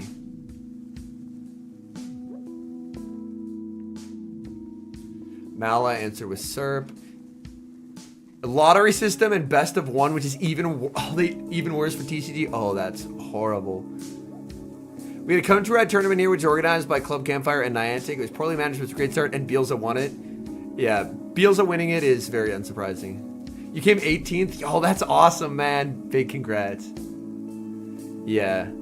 I really hope, and like, it's something where if Niantic can get it together with regards to actually making a playable game state, then that will go so far towards more people showing up to regionals and their ability to expand.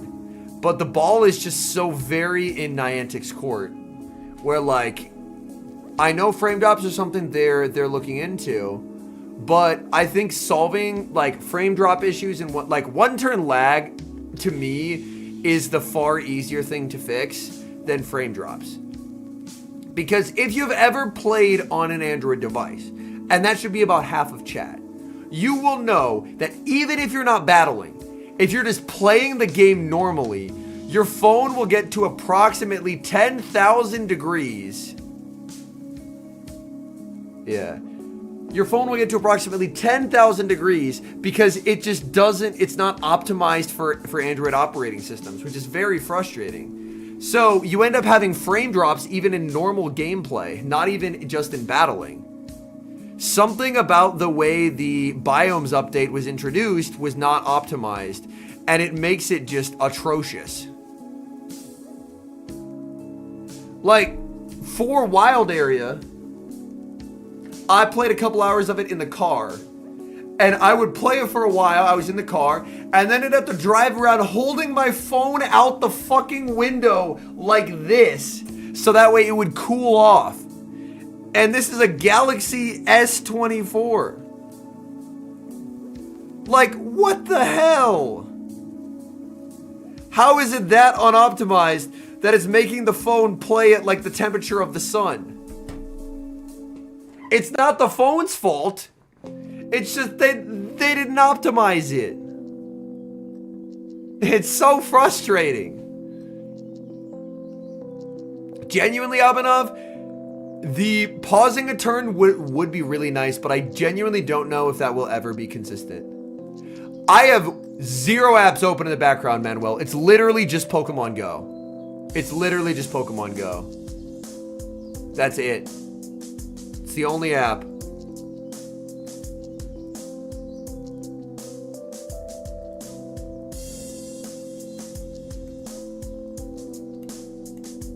Something about it just runs terribly.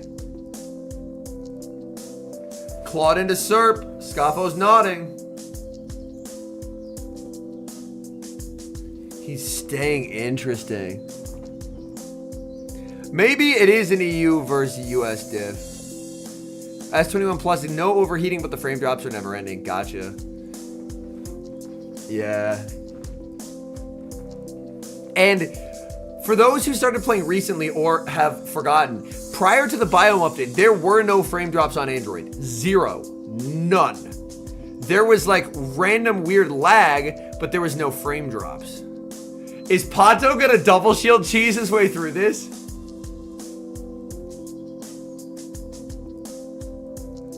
Is Pato gonna double shield cheese his way through this? Because fun fact, Mala wins 2s, chat. Mala does in fact win the 2 shield. Oh, he's gonna degen his way through it. Let's go. Malamar is so cracked.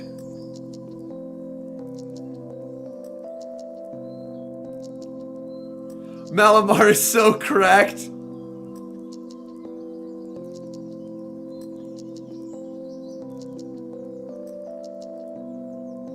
Oh, incredible scenes.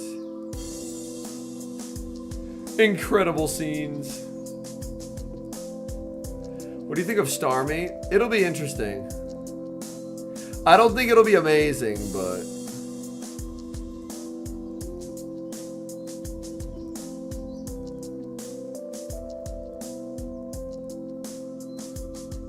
Why do we not see Shadow Jumpluff? Shadow Jumpluff is a little less common at this tournament just because of the amount of Claude. People are opting for Serp because Serp has better play there. I mean, yeah, Shadow Jump did win LAIC, but in this tournament in specific, like, there's a lot more fire and there's a lot more Scarm, and those are things that are not really conducive to the playing of Jumpluff. But yeah, it did win LAIC. Alright, this Hydro is going to do a lot, but average Clodsire activities, it can survive it. Claude versus Claude, makes the Quake.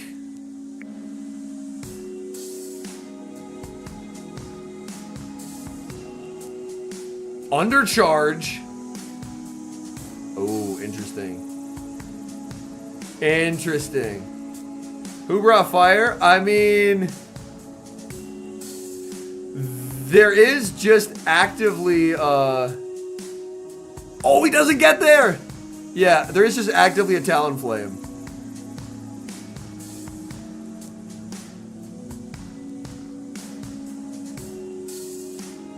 I'm not giving, And he wins it. Wow.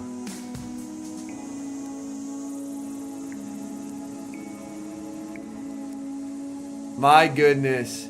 Pato! Yo, Malamar's insane. Malamar is actually insane, man. What the hell? Who let Malamar just do things? Can they stop letting Malamar do things?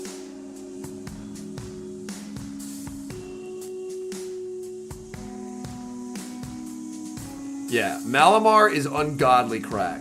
Tomorrow's video is literally just, hey, do you want to climb? If you do, then why aren't you using Malamar?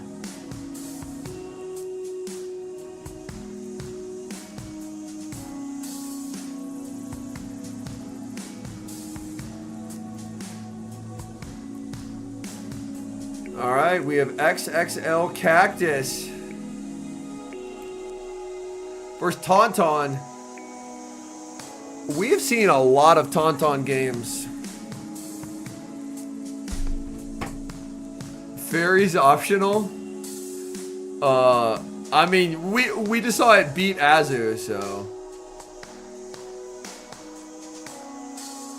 Yeah, Ninja honestly looks wicked here. Marowak can 2-shield through this, though. Marrow can 2-shield through this.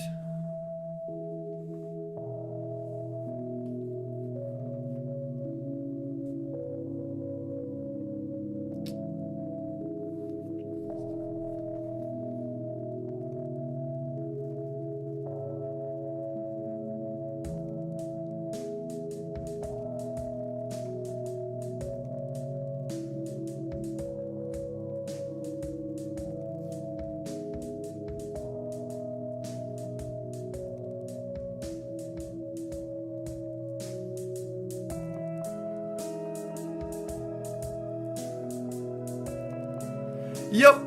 Easy degen farm down.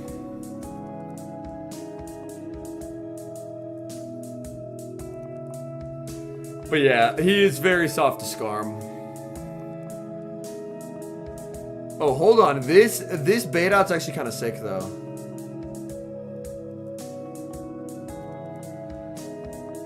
This bait out's kind of sick though. Hold on. I see the vision. I see the vision.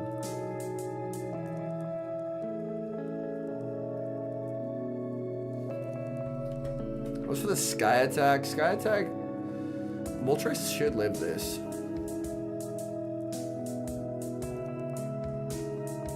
And gets the AP. That's clutch. He just lets it go. Sting down with Ariados. Sting down with Ariados. Come on. Sting down with Ariados. Boo. Where's my Sting down with Ariados, man? Is it practical to? No, but it would have been funny. But yeah, Cactus takes game 1. Easy money. And then Tauntaun's just gonna let this go. Yeah, he knows it's lost.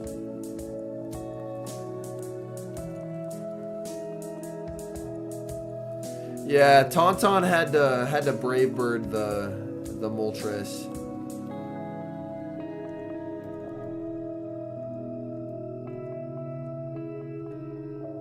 Yeah, that was a very smart Moltres pivot. Moltres. Oh shit! Moltres Integra Ninja. He always leads this fucking Pokemon. Oh no! Oh no! Marowak into Surf. And there's Ariados Scarf in the back. Oh Lord. We're gonna have a phone set down. We're gonna have a phone set down. He's just gonna stop tapping. Oh jeez.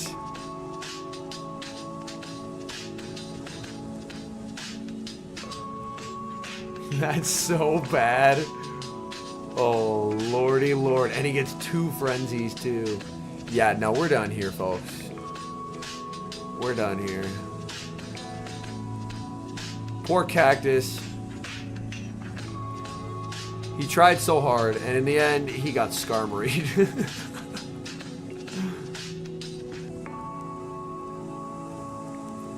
It's gonna be painful.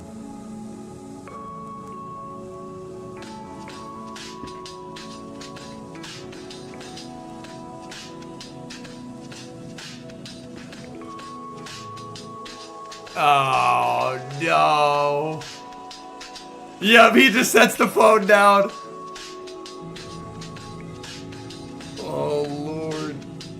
Like, Gator's probably what he has to run game 3, but Tauntaun's team does a good job of de-incentivizing Gator.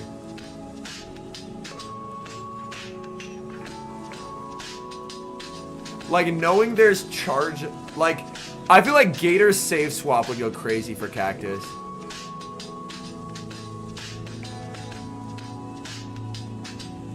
Gator save swap would go crazy for Cactus.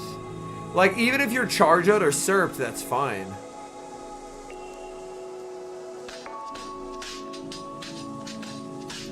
Oh, wait, that is not a replay. Hold on. Oh, no. SERP into K-Wack. No, it's Arianos and Scarm again. This is actually the worst day of my life. This is actually the worst day of my entire life. It's Arianos and Scarm again. There's no fucking way, man. There's no fucking way. Oh my goodness. Chill with the Ariados, man. Ariados isn't even good into... And this H-Power doesn't KO. Ariados isn't even good into Greninja.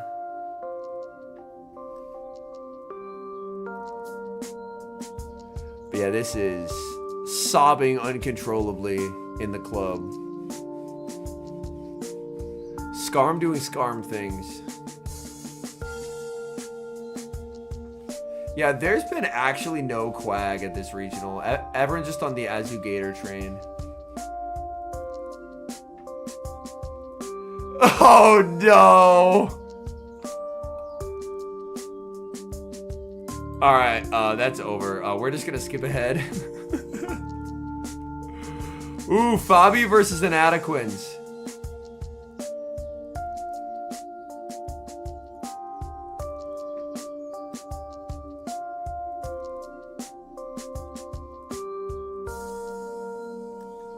Here we go.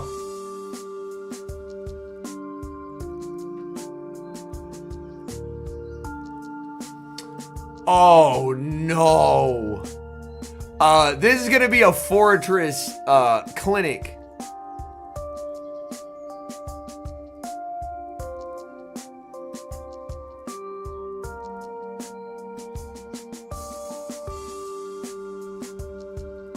This is gonna be a Fortress clinic right here. Look at this team, man. Powder Snow Ace Ash gets whooped. Gator gets whooped. Mandy gets whooped. Sparse is unironically the best answer here. SERP here, he has to lean into SERP. He has to lean into SERP.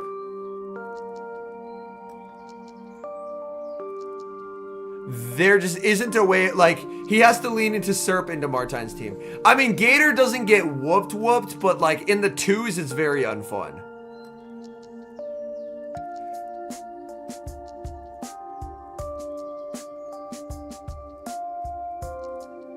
But SERP, knowing there's a Drift Limb is a little scary, but I mean, you just have to lean into it. It's the only way. It's the only way.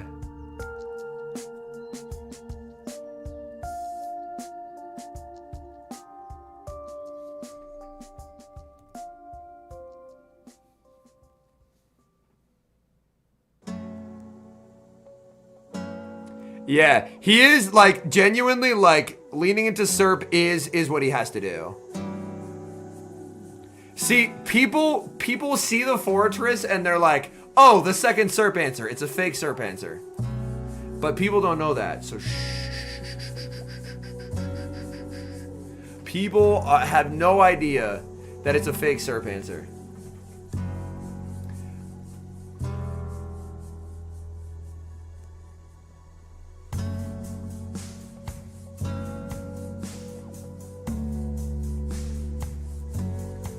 All right, are we locked in? We are. Gator into Fortress! Let's go!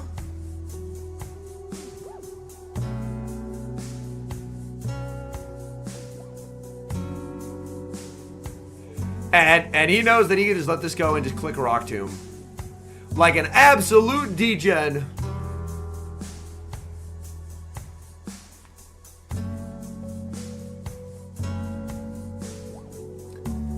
I'm so proud of Martine's degen tendencies. Debuff, go Gator to bait out Mandy. Oh, this is wicked work. This is wicked work. Oh, this is beautiful stuff.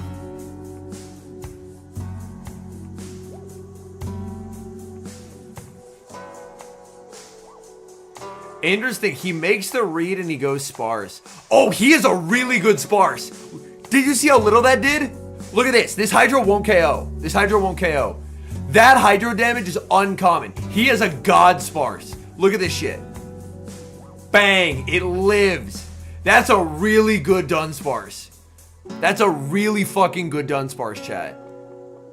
Yeah, or Martine. Yeah. Could be either. I am just unused to that doing that little damage.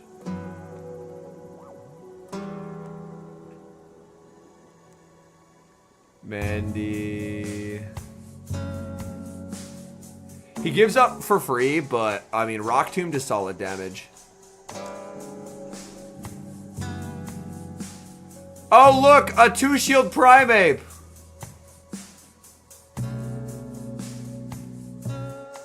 That shouldn't be Cap.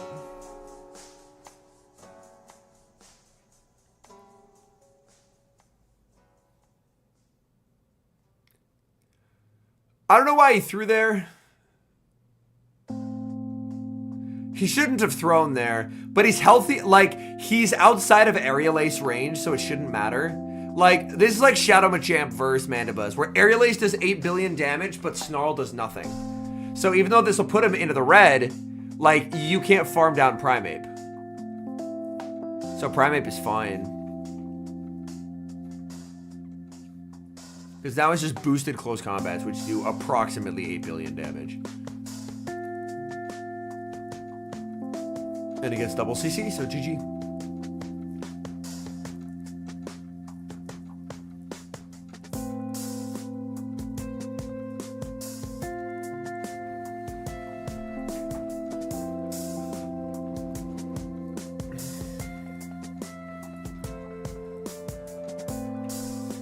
All right, game 1 to Martine. 1 win away from Fortress's first day 2. Martine rizzing up the audience here. Martine knows. Martine knows that this is just a Fortress masterclass of a set. He knows this is a Fortress masterclass of a set. Primeape into Claude. Oh, he just Gator swaps here. Yeah.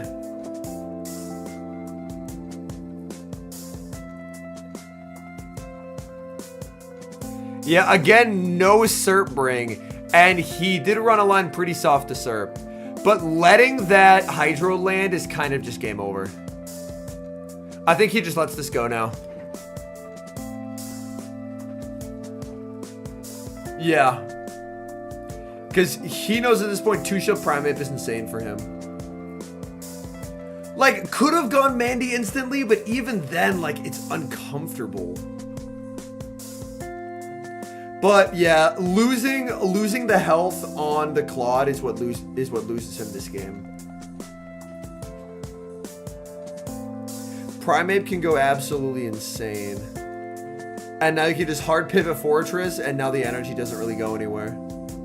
And then he gets what Fortress always desperately needs, which is an energy lead. Because Fortress's pacing is absolutely dog shit. Like, it is never outpacing anything ever. But he just knows 2-shield Primeape can't lose.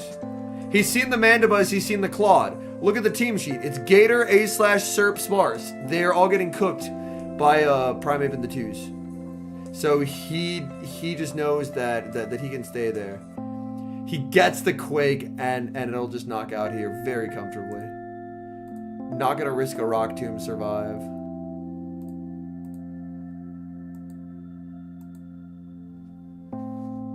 There's Gator. Oh, he gets the Rock Tomb! Nah, this is bullying. Well, chat, Fortress today too. But yeah, this is over. Because this is a cap tie on 11, which means that when Fabi gets... Yeah! And Adequates is smiling. He knows. He knows.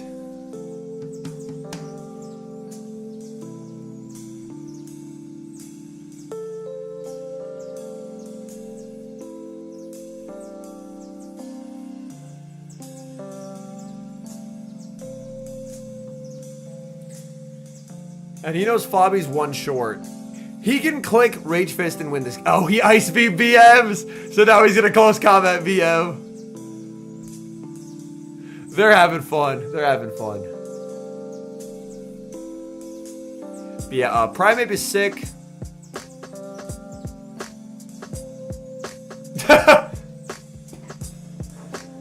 They get to do their own little Titanic moment, and Martine advances today to the first top cut for Fortress. The first top cut for Fortress.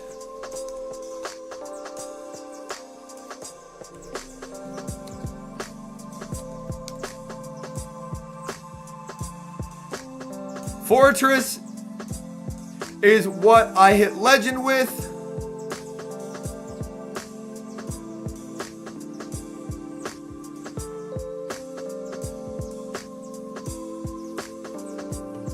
And on top of that, I had that fun tournament with.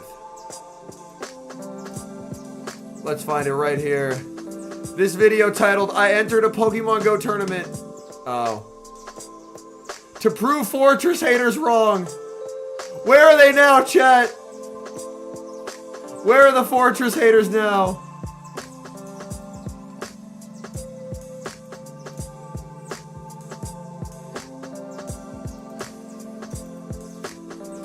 Yo, Tauntaun for like the 8th time on stream. Ooh, Tauntaun versus Pato, the battle of the Scarms. Jess says right here. I will allow you this moment of hatred because you 2-1'd in factions this week.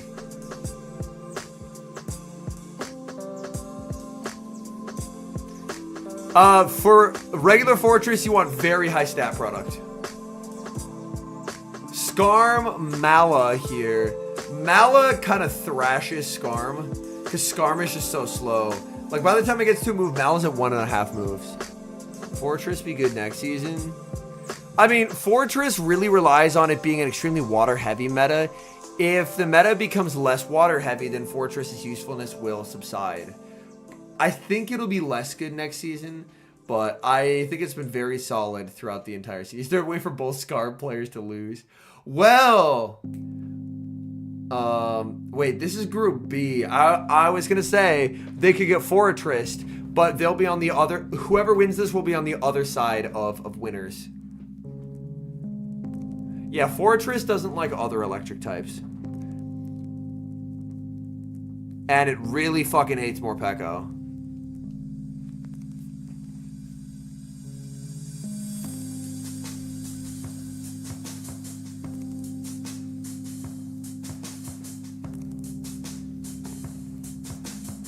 Alright, Aerial Ace, knocking out. And he's just hoping for that ninja sweep again. Sludge is definitely the way to go for here, because you know Tauntaun's shielding anyway. Ink 11 Mighty Yana. Nice.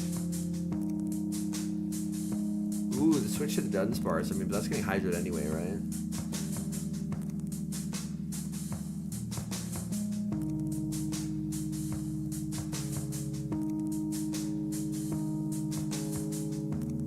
Yeah, Ice Fang, even at +1, looks very interesting. I don't think they can do +2 Ice Fang. It makes Shadow Drapion and Ultra Leaf too good.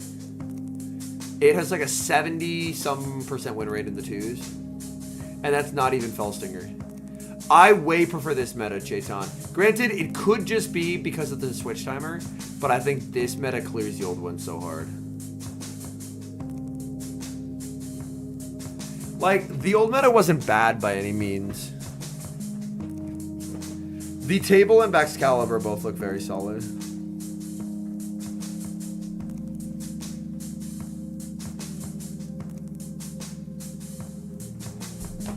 Yeah, Ninjas looked unbelievable. If Serp's dry, Pato wins.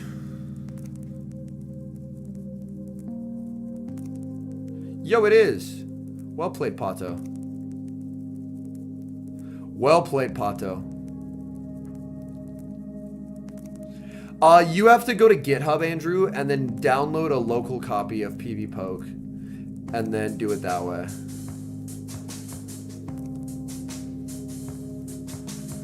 But today's interesting fact of the day is that next season, currently Unova Stunfisk, Thundershock does 1 HP of damage to Claude per Thundershock, which is very bad.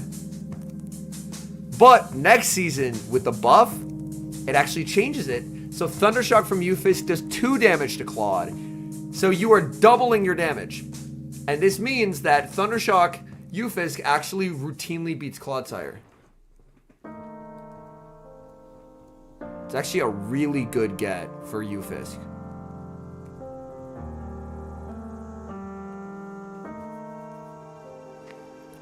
Scarm into Sparse.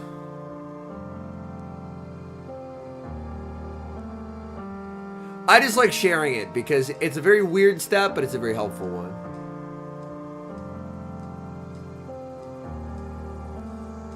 Scarm into Scarm. Answered with the ninja, though.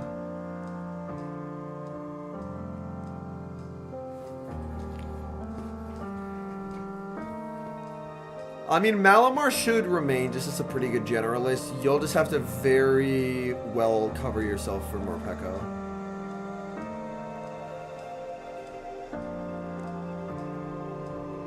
Like, you just have to make sure that your backline can beat Morpeko. Because obviously, if you have an energy lead, then you can beat Morpeko. But on evens, and if there's at least one shield in play, you're getting cooked. Electivire, I think it'll be better. I have my doubts on Electivire. I know others don't, but I do.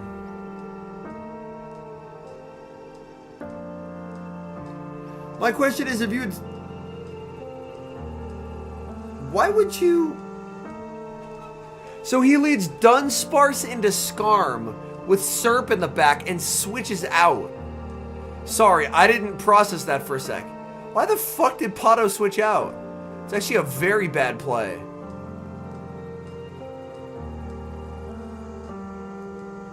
Sorry, I was chatting about next season and I kind of zoned out of the battle. But you can't do that. Now he just loses very severely.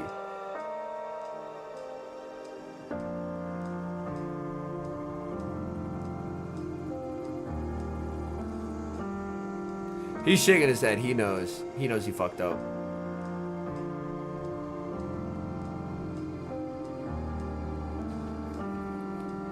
This is an annoying bait from Tauntaun because Pato has to shield here. And shielding an Aerial Ace is just demoralizing mentally. Sleeper Pokemon. Low key, I think Ufisk is one of them. Ufisk will be less neutrally shit, and that's a benefit to it.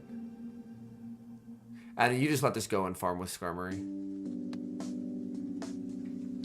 Oh no, my Serp energy, if only I needed it. Oh wait, I don't.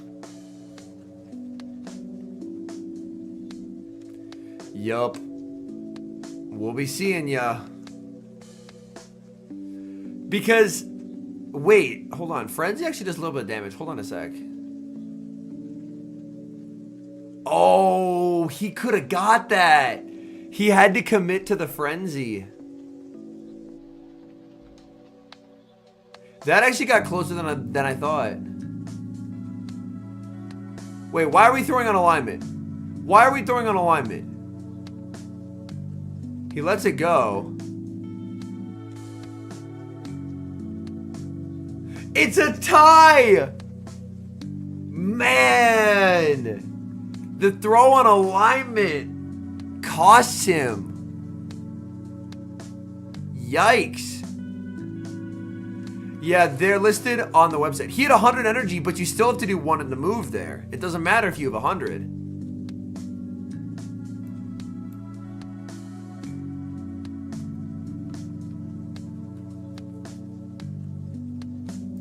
Because, like, and I'm going to explain right here why this lost him the game. Skarmory is in a range where 3 rollouts KO it, right? So that is 9 turns. 9 turns. The Dunsparce is in a range where a Sky Attack plus 3 Steel Wings KO. If he throws 1 Steel Wing and a Sky Attack, it's now in 2 Steel Wing range. Let's do a little bit of math here, shall we? I know everyone's favorite, mathematics. Sky Attack, 55 energy. He's at 100, so he can just go to 45. And each Steel Wing is 6 energy. This means he has a guaranteed win condition if he does 1 in the move and Sky Attacks. And then he lives the next rollout, and then in 2 more Steel Wings, he gets to another Sky Attacks. So that is a completely thrown game by Tauntaun. That was unlosable endgame for Tauntaun, but by throwing on piss poor timing, it's just a loss. So that's why I bring this up. Him having 100 energy is irrelevant there, because he's 2 off. The important thing is the Steel Wing damage.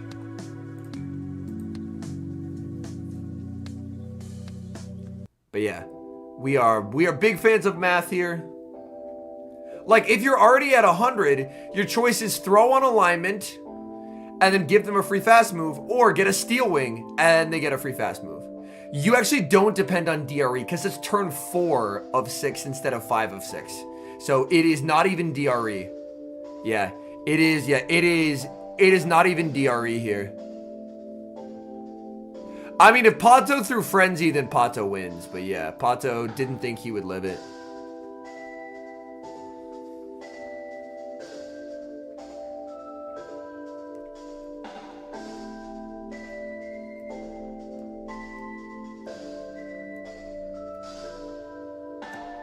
Oh no. Ninja into Mala. This is awkward. Obviously, Ninja has to give up shields first. Looks like Pato tried to cap there.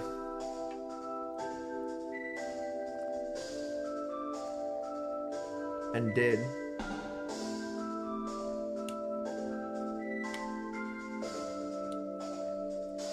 Dueling Skarms in the back, a Claude and a Sparse.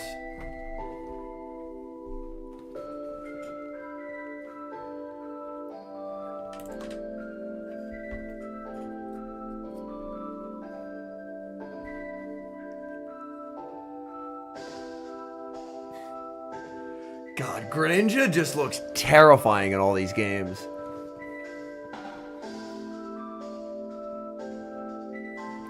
You just get a Hydro to get Chip, and then you just throw away Claude as fast as you can.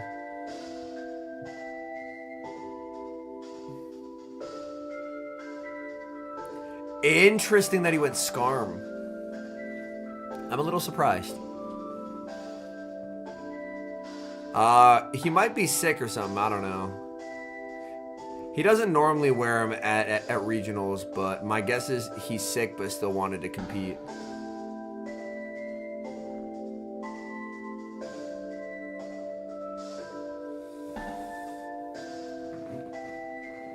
Because there is like an entrance fee and whatnot to participate. So if you pay your entrance fee and then you're sick and you're like, damn, I still want to compete, then that's, I guess, a way you can still do it. So that way you don't just lose your entrance fee. Cash just said he wasn't feeling well on stream. That makes sense, yeah.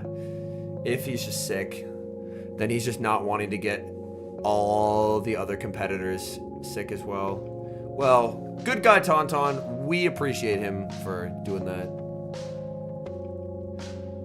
Yeah, Tauntaun's Skarm is extremely free.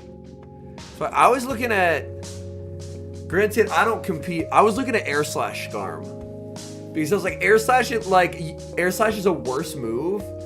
But with Air Slash, you have fast move pressure into the apes. And you have fast move pressure into Gator. Like, you don't beat Gator ever. I mean, maybe if you're Air Slash Shadow Skarm, you can actually beat Gator. I don't know. I didn't look it up. But yeah, Pato knows it's over. Yo, Randy with the 28. Appreciate that, homie. All right, we're going to a game 4. We had a win, a tie, and now a win for Tauntaun. Yeah, hope he feels better, man. A Claude poison stinging down a Skarmory is nasty business. It's nasty business.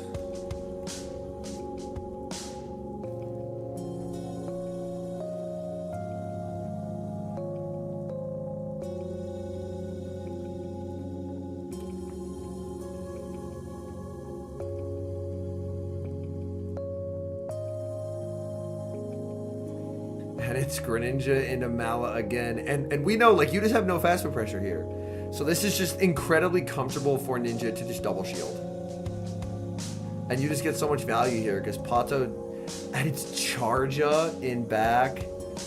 Oh, yikes. Bulldoze is having way less damage, but it'll be way less energy. So in theory, depending on how much they reduce it by, it should actually be a buff.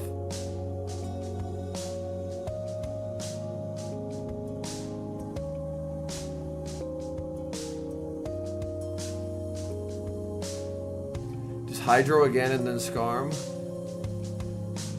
Oh, we rock slided there, anticipating a catch.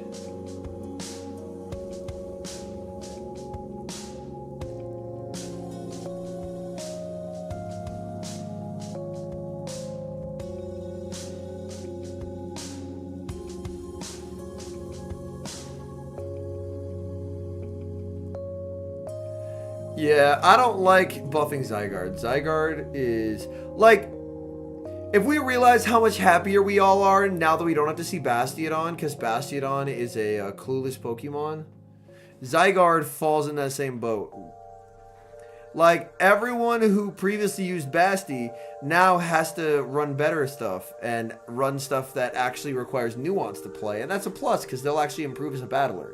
No one improves as a battler by playing Bastiodon. Charja, but the issue is a Brave, like my recollection from previous seasons is Brave Bird doesn't KO Charja. I disagree, Kylesi. I think best case scenario is 40 energy. My most likely is 45-45.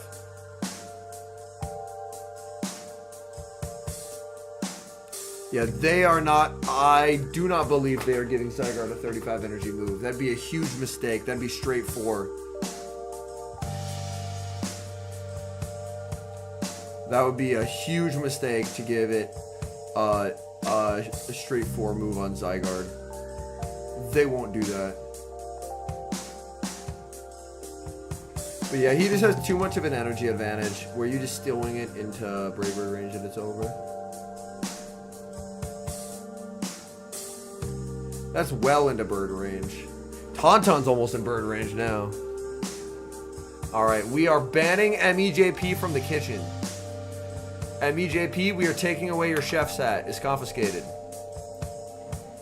Alright, Tauntaun today too. On winner's side.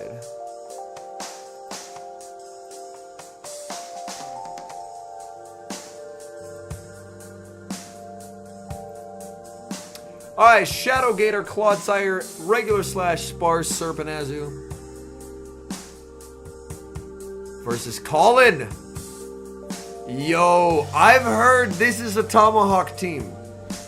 Look at this sick team. Azu, Diggersby, Shadow Typhlosion, Moltres, Toxapex, and Annihilate. And fun fact about this team, this is not the only time we're going to see this team. Someone else is running this team. Someone else is running this team. But Colin lost round 1 and has made it all the way to loser semis. Ooh. Alright, we'll see you in 5 minutes, MEJP. That's brutal.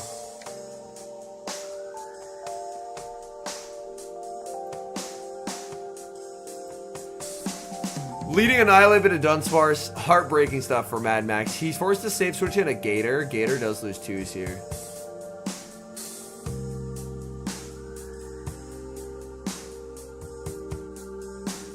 I did tell y'all there were going to be a lot of interesting teams. I wasn't lying. Yo, thank you, Yash. I like this sweater.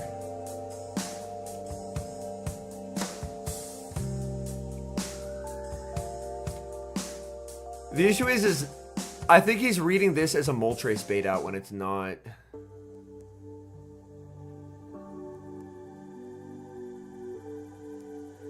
MEJP said give Zygarde obstruct, so it was time for him to go. It is good to bank that.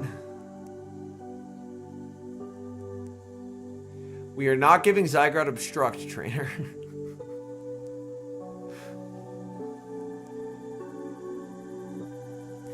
King Lee says, I understand. That checks out.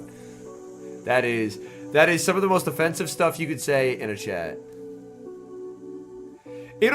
If Max stays, Max wins. But if Max pivots out, brings in sparse at some point.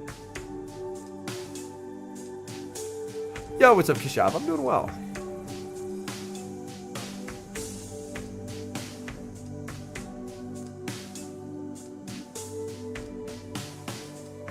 But Max is staying, which is pretty solid.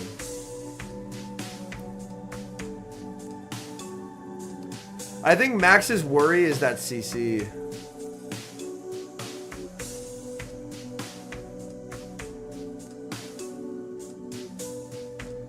This shouldn't knock out. And doesn't.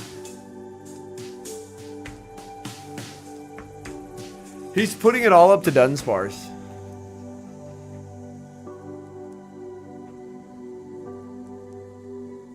Michigan beat OSU. Keck. I mean, you just can never shield the Brave Bird. But the Brave Bird is going to do a lot. Because there's a CC banked. There's a CC banked.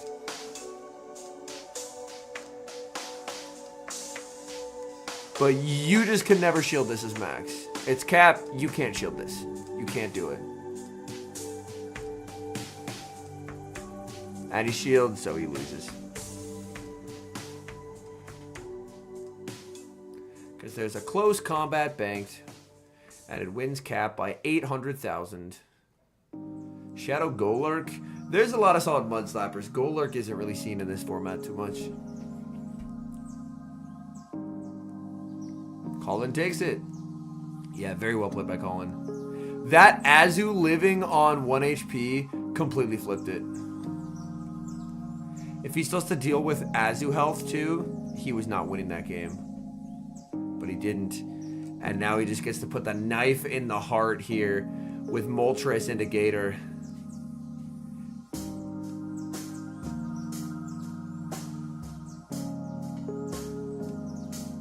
The bait.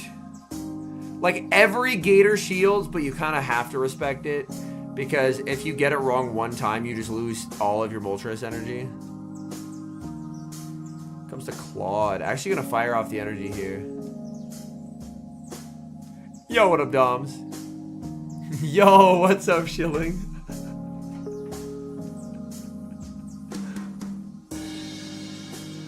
Your reputation precedes you, Shilling. Otherwise, you would join the MEJP related fate.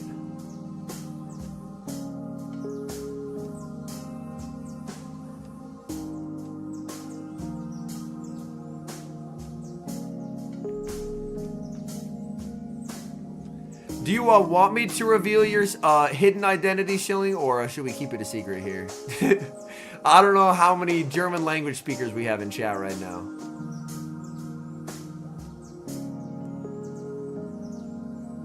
Oh, it's a different Shilling. Okay, interesting. I know the actual Shilling has stopped by in chat before, so I wasn't sure if that was you. Ooh, that barely does not KO.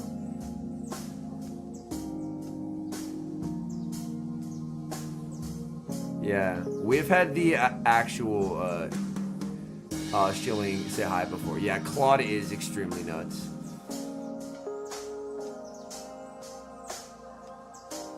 Going for a Brave Bird here. This will do a lot of damage. Let's go Azu. This bubble down is unreal.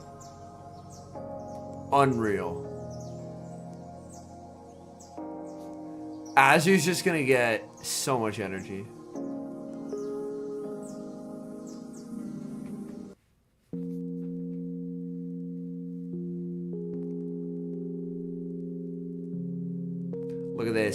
still locked. He can't save it. All that farm for Colin. Oh my god. 9 bubbles of energy. Cooked. Cooked.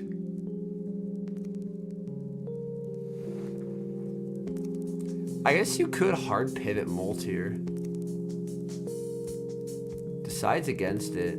There's the Molt. Simul swap.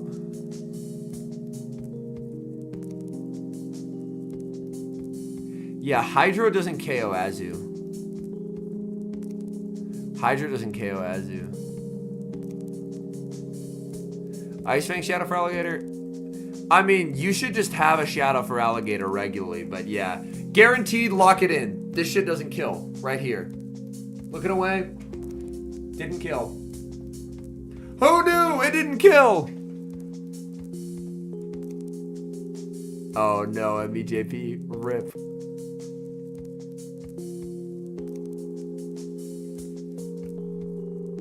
Colin advances.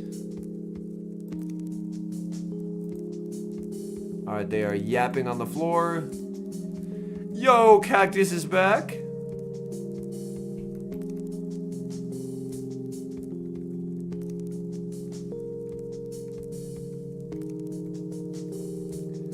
Cactus versus Nickname. Ooh, this would be a good battle. Nickname, I think, was one of the first ever regional champions. He won Bremen 2022, I think.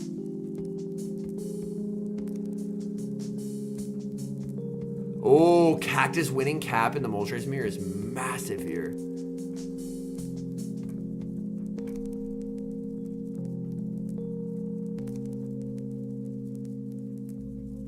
Cactus choosing to let it go.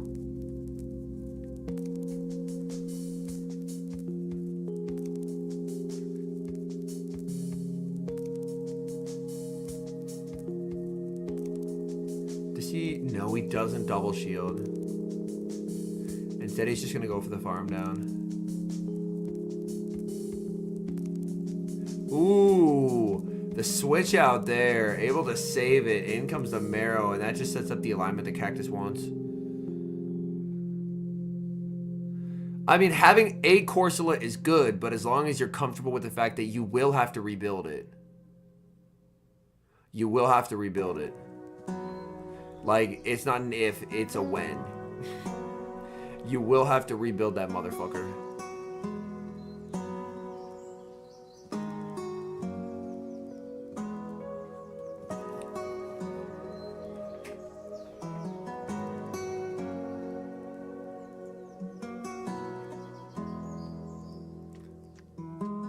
Hondo Corselet, nice. Yeah, this is so over.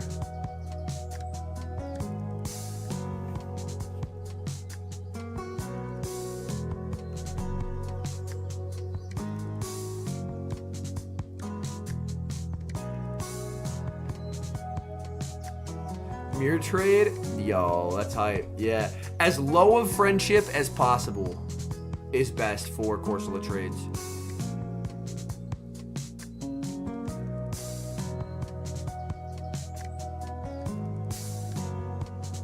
I put out a thing in my local Discord seeing if anyone had a spare Moltres to trade, but apparently they do not. Yeah, AWAC. I don't know what the specific stats are on that Starks, but you want as high rank as possible.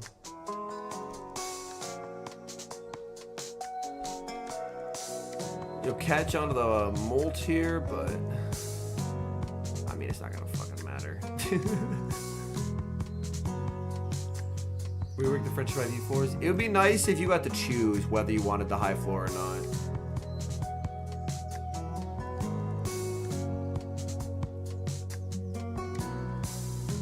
Ooh, great lead for Cactus. Marowak into Gator.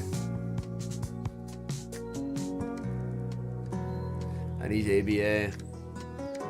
He's got Sparse in the back. God, Shadow Marowak is such a god.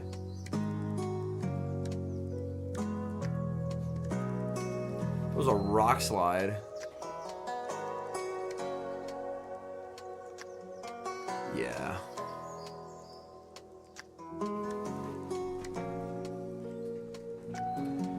This allows Cactus to reposition very nicely. Alicia, distance trades are not a thing. So you're better off checking with the local chat because you can't trade remotely.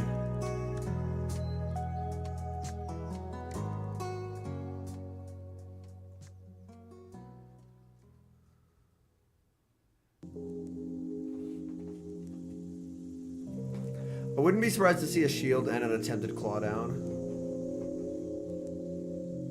Because Gator energy goes very far.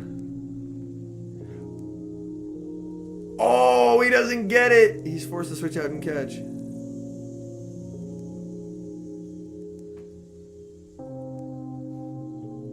Saves a ton of energy though. But Marrow just destroys this thing.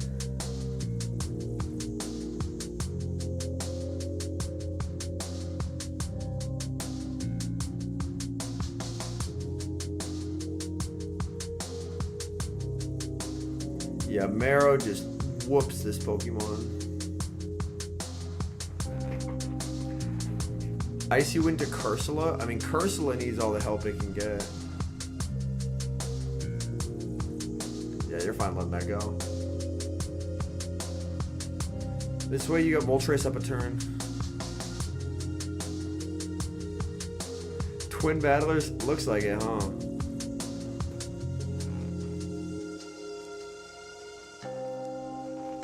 You just shield and farm down. GG.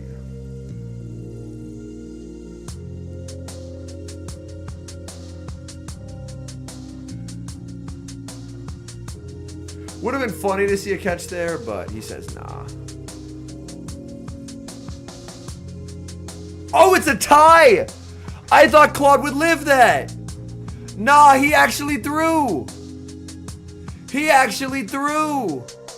I thought Claude was healthy enough to live that.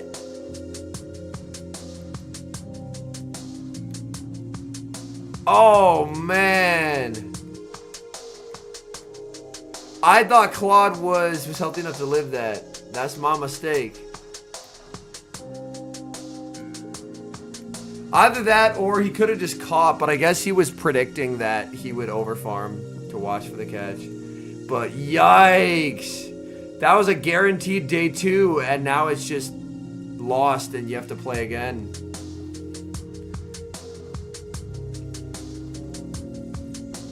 Alright, Sparsen and Moltres is extremely fine here.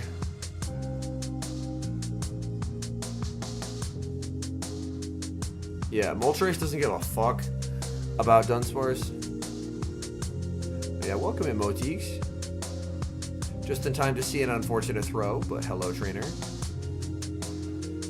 This bait game with Moltres is so hellish. Like 200 feet. It's very close. Oh, a boost? Oh, hell no.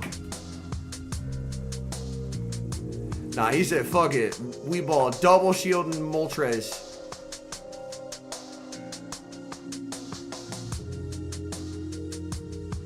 Ooh. He gets the catch, but he banks all that energy. But now he's not boosted. I mean, this should just be Nickname's game to win. There's no way you lose this. There's literally no way you lose this as Nickname.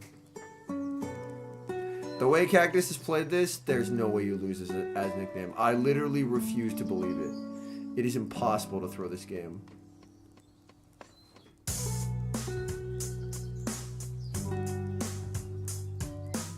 This should knock out.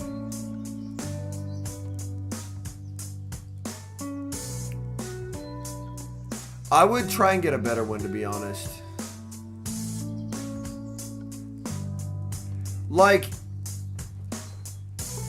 any one that involves XLs, I would hold off until you can get like a really good one. Because it's just so much better. He let him get there, and Cactus just head in hands there. Yeah, goodbye. Alright, Nickname on a mission. Yo, call this shit right now. Oh my god.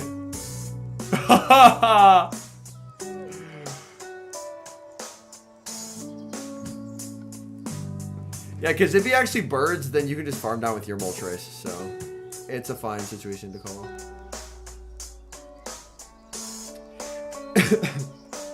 If Cactus loses this series, he's gonna be so mad. That game 2 that ended up being a tie was the freest win ever.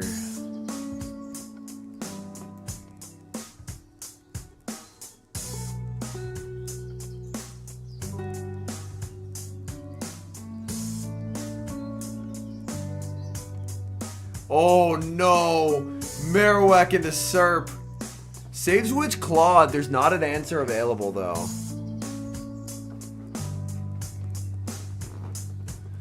Yo, what's up, Pirate King?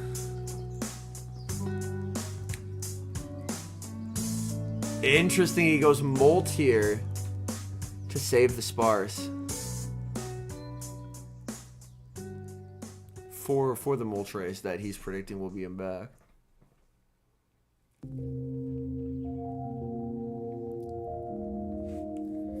This also, yeah, I was gonna say it doesn't knock out, but you can sting down afterwards. It definitely rewards extremely aggressive play, which I've grown to really, really like. I was gonna say, yeah, I think you shield this because you want Moltres in the 1-0s. Moltres in the 1-0s is terrifying.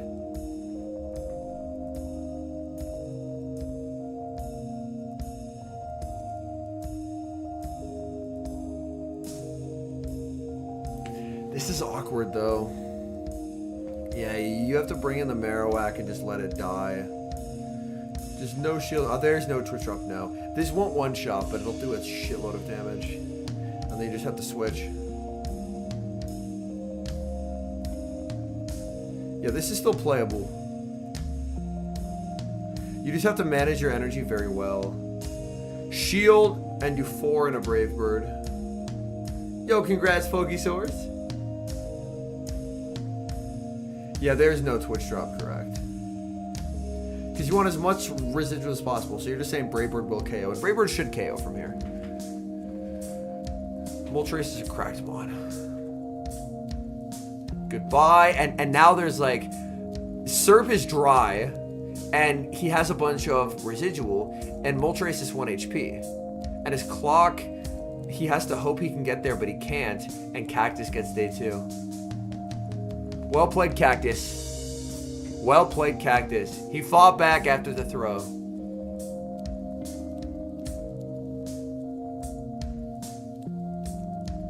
Maybe if you have like a giga high rank Sparse that can hang on, but most like in my experience, oh, it's very attack weighted. Gotcha.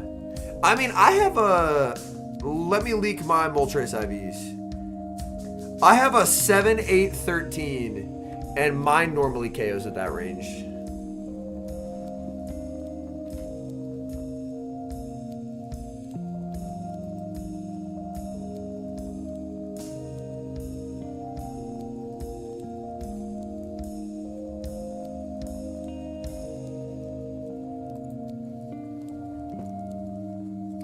The Gator I assume just like 95% to Cactus is Gmolt. Oh, that's funny. Alright, Kufji versus San Hudigo. Yeah, high ranked Sparse is very nice. Alright, Azu, Claude, Moltres, Gastro, Mala, Ariados.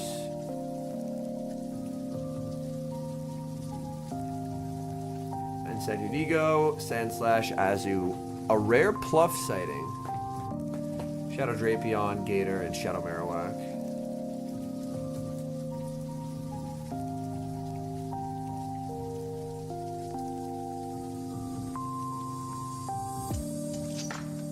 I guess maybe because my Moltres is not the greatest, then that's maybe more what I'm used to. Because those didn't seem...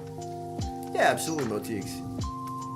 Kufji knocked you out at Worlds? Oh no. Alright, well this is officially the Kufji hate watch because Kufji knocked out Motiques at Worlds. The Kufji hate watch has begun. San Judigo, you are our only hope. Alright, Hate Watch has begun, and it's, oh, not a great lead for San Judigo. I would always prefer to be the Gastro here. Take a look at him back. Both Azus uncomfortable for each other. Oh, it is pronounced Kufya? Okay. Kufya, okay. The Kufya Hate Watch has begun.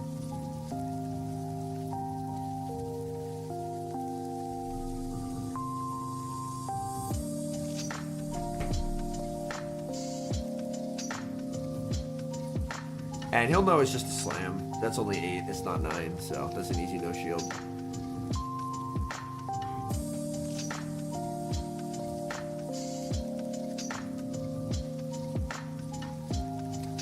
Situations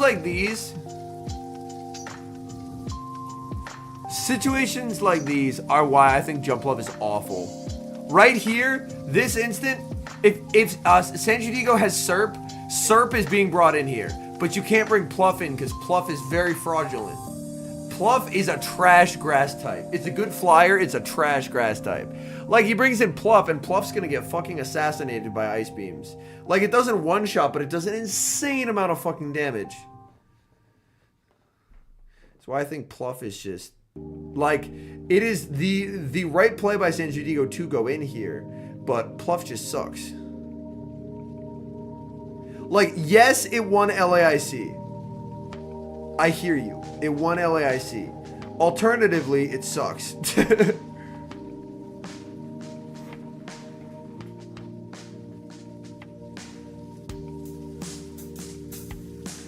Up a shield, Moltres can do weird things here.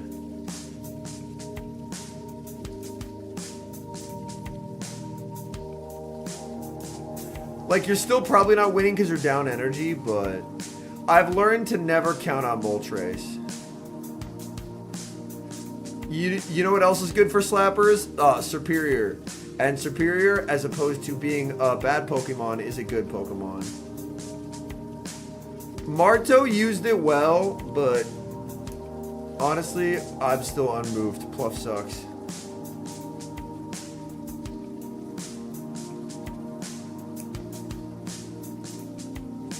There's an Ice Beam banked, but the issue is San Judigo is very close to a move.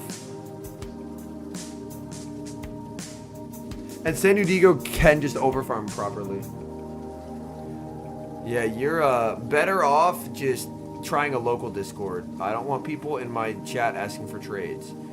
Because the only way you're going to accomplish that is by breaking TOS, and then when you ban, and then when you get banned, I will laugh deeply. I will have a hearty laugh.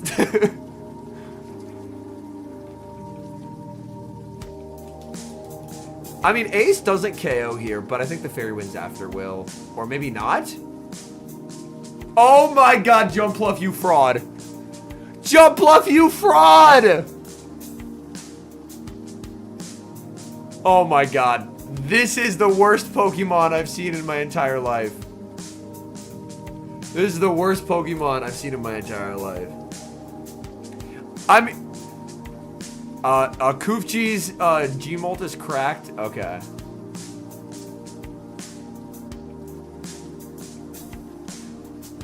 Yo, what's up, though?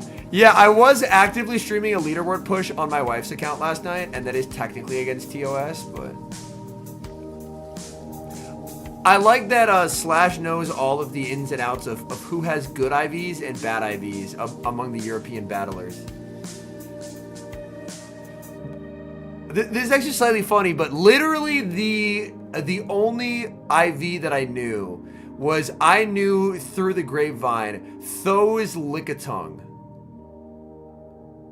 Tho's best buddy Lickitung. I was aware of the IVs. Because competitors, so Tho, you are such an influence that when people realized about Licky Slayer Annihilates, all the competitors were scrambling to get apes that beat your Lickitung.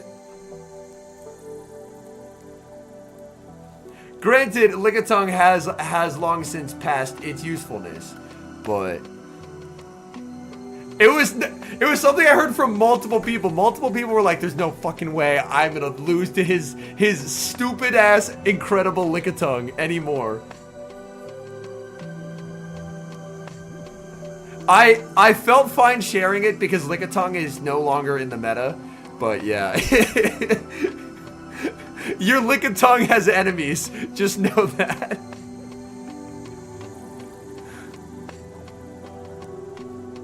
It was a stupid ass Lickitung.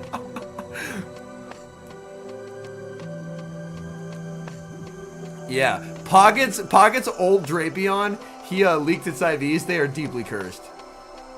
They are deeply cursed. Oh, just lands that. Snipe with the Azu. God. Jumpluff, you are forever up. Like, I feel like Jumpluff is...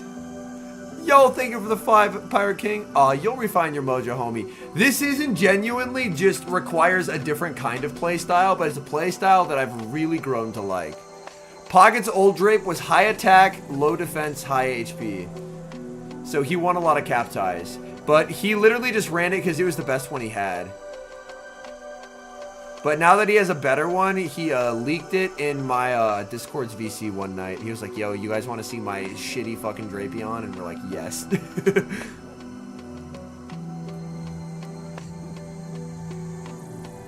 But yeah, our Lord and Savior Superior would never get caught almost losing to an Azumarill. Our GOAT Superior would never.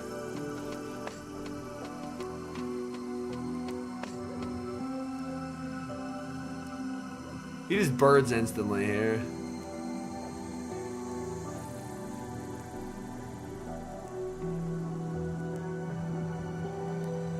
Now that he's -3, I mean, you can just Ice Beam and he's gone. Sucks losing every single CMP. Well, I might recommend in that instance building a team where the other teammates are good into Gators. That way you have to rely a lot less on the cap tie. Okay, you're going too far calling Serp the GOAT. Serp would never let me down in a neutral situation, though. You know who would let me down in a neutral situation? Bum-ass Jumpluff. Jumpluff would let me down in a neutral situation. It absolutely would. I mean, Yathar, the Jumpluff is good in show, like, in GBL. I think it's fraudulent in Show 6. I think it's fraudulent in Show 6. It may have just won LAIC, but I'm chalking that up to driver, not car. Marto's good. Marto's good. But yeah, Serp would never get cooked neutrally. Serp would never get cooked neutrally. And Sacramento, I don't care. Oh, so yeah, those were won by Marto and SJ, notedly bad battlers. Copium, they're both ungodly cracked. They can run shit stuff and still win.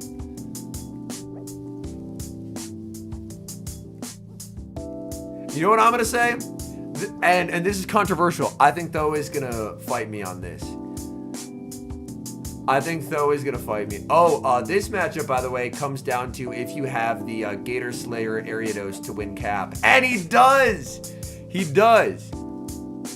Jumpluff, less fraudulent than Fortress. Sorry, more fraudulent than Fortress. More fraudulent than Fortress. I misspoke there. It's more fraudulent than Fortress. And Fortress has no pacing and no stab moves. Fortress has no pacing and no stab moves. And oh, that's a nice lunge. Okay, I will fight you on this.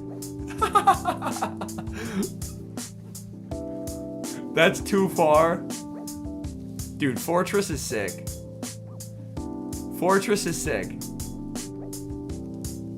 Oh, wow. Look at Jumpluff getting cooked. This Ariados only slightly wins CMP. You're Inadequance level cope right now?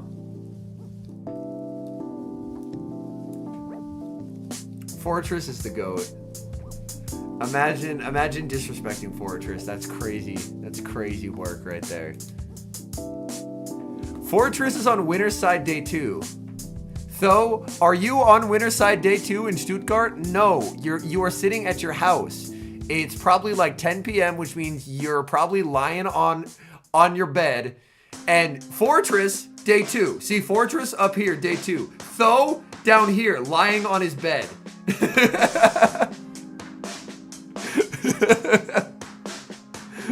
There's a difference in height here.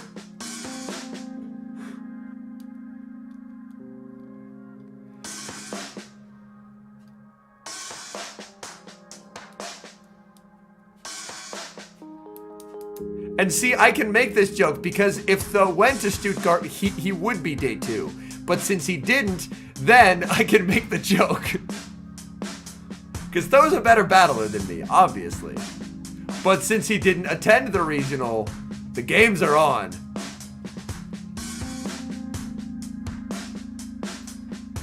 And now we have Drapion. You will hear from my lawyers. Oh no.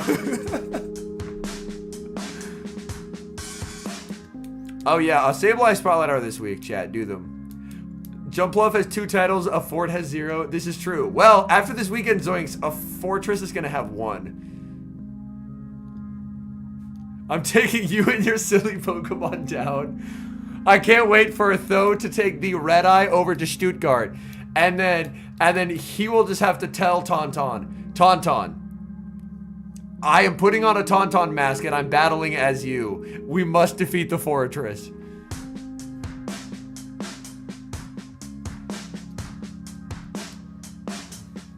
Oh, that's hype, Yatharth. Let's go. Be honest, chat. Can we get chatters to type 1 in chat if you believe that Tho wearing a Tauntaun mask could in fact defeat Martine in day 2 in Stuttgart? Alright, next up we have Stone Collection versus Wolfpack. See? A lot of 1s. You know what you have to do. You know what you have to do. That was like, yeah, I could. Alright, Stone. Gastro, Shadow for Alligator, Dugong, Azumarill, Clodsire, Drapion. That's probably a graphical error on the Clodsire. Actually, no. Didn't Stone before run non-EQ Claude? Didn't Stone run non-EQ Claude at a previous regional? I think this might actually not be a graphical error. Don't get me wrong here. The Play Pokemon series, when it comes to graphical errors, we are rank 1. We are the best at it. And then X Scissor on Charja, Claude, Sandslash, Mandy, Azu, Gastro. This is the 3rd regional he's running. Gotcha. Okay. Alright, Wolfpack. Alright. Gastro loses 2s. Yeah, Stone does have 4 water types. And Crunch Gator? Oh my god.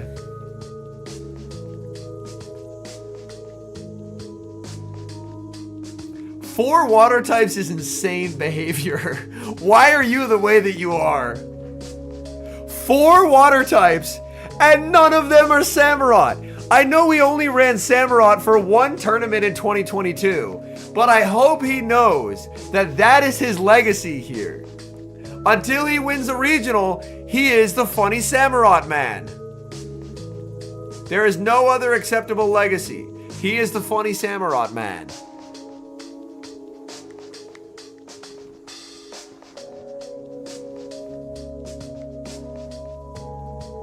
Oh, nice. He did actually wait the turn there, whereas Wolf switched instantly, so he's behind. But that's still a nice prediction. Yeah, his legacy is sleeping on a bench in London before Last Chance qualifiers. Yeah, chat, for those who don't know, there used to be a tournament before Worlds. They should have kept it. It was an amazing tournament called Last Chance Qualifiers. Also, Slash, what is your in-game name, man? you know enough about EU stuff that, like, your in-game name is probably someone who I've heard of. But yeah. Stone did run Samurott at a side event at Worlds. Yo, what's up, Jocko? Welcome in. But yeah, he arrived to London too late and couldn't, I think it was like, he either couldn't check into his hotel or he was going to stay with people and they were already asleep. And then he was like, shit, I don't have anywhere to stay. So he slept on a bench in London and then just the next day won last chance qualifiers with Samurott. You know what's insane about that, by the way? I feel like the cultural impact of Stone running Samurott was immense. Like, everyone was like, holy shit, Stone running Samurott. And then you ran into an insane amount of them the next day in Go Battle League. Do you know how many streamed matches there were of Stone running Samurott at Last Chance Qualifier? I will give you guys a chance to guess. He won the tournament. How many streamed matches did he have at Last Chance Qualifiers in 2022? This is a question for the old heads in chat. One! Uno! One best of three! It wasn't even the finals! The tournament ran so long that they only showed him one time. Nothing in the finals was streamed because the tournament went so long because of tech issues. One singular best of three is all that was shown. That's it! I was shocked because the reason I found this out was before Worlds 2023, or I guess Worlds 2024, the Hawaii one. I was making videos on famous tournament runs, and I was like, a famous tournament run is Stone and Samurott. And I watched back all the footage.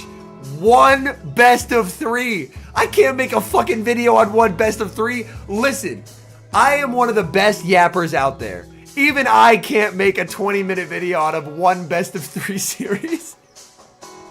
I can't do it. I can't do it. Yo, what's up, Nav? With the 15 months, appreciate you. Oh, I am like out of the anti-mold spray. There we go. I'm gonna have to refill it. All right, chat. Did you see a couple battles from him at Worlds that year? Oh, did he also run Samurott at Worlds then? Maybe that's what I remember. Yo, what's up, Ray? Yo, Ray, we have it's not Shadow, but we have a Fortress and a Greninja already qualified today too. But yeah, I'm so sad they like perma-canceled Last Chance Qualifiers. Last Chance Qualifiers is like, if there was ever a way to get me to compete, if there was ever a way to actually get me to compete, because I like going to Worlds. I went to Worlds last year and I want to go to Worlds this year. If there was ever a way to get me to compete, it would be at a Last Chance Qualifiers because I would already be there. Also, for those who missed Tho still streams over on Twitch. I will grab a link. He is the #1 Go Battle League streamer. So if you haven't, go follow him. I imagine basically everyone in chat has, but if you haven't, go follow him. Do it right now. It's an order. This is the FBI. We will put you in jail. Yeah, sadly, no bay leaves, but Anadequence has been cooking with Fortress. That's a good attempt at a cap tie there. Last Chance Qualifier is what got you into GBL/PvP. Yeah, I really miss Last Chance Qualifier. That was such a sick tournament idea, and the fact that they took it away, I will never forgive them. Like, that is the one thing, because I would already be out of Worlds, right? So when I play like shit because I'm secretly bad at Show 6, then it would be fine because I could just watch the tournament. But having to fly to a tournament just to like have double elim be a thing sounds miserable to me. And also, even if I did do well, you can't take the recordings from the stream phone, so I couldn't make a video on it. So I couldn't really make content out of a run either. So That is my promise. If they ever bring back last chance qualifiers, I will compete. Those are my conditions, Mr. Pokemon. The gauntlet has been laid down. Bring back last chance qualifiers and I will compete. Because LCQ is an incredibly sick idea. Because also, it can get people to travel there. And even if they don't do well in LCQ, then they can just spectate. So it's just a win-win. Canceling LCQ is a disaster class of a decision.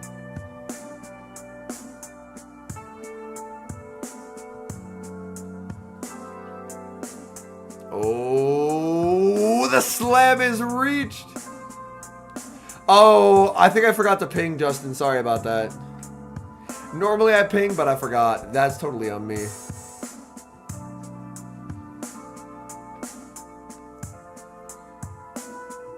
Does he try to call it? He does not. He shields. Is he one off? He is! Average 100 energy Gastrodon moment, because it's 55 to Earth power, so you go down to 45 and then plus 10. During the ready still play out, it's not super fun. Yeah, Corsola is banned until next regional because it just released.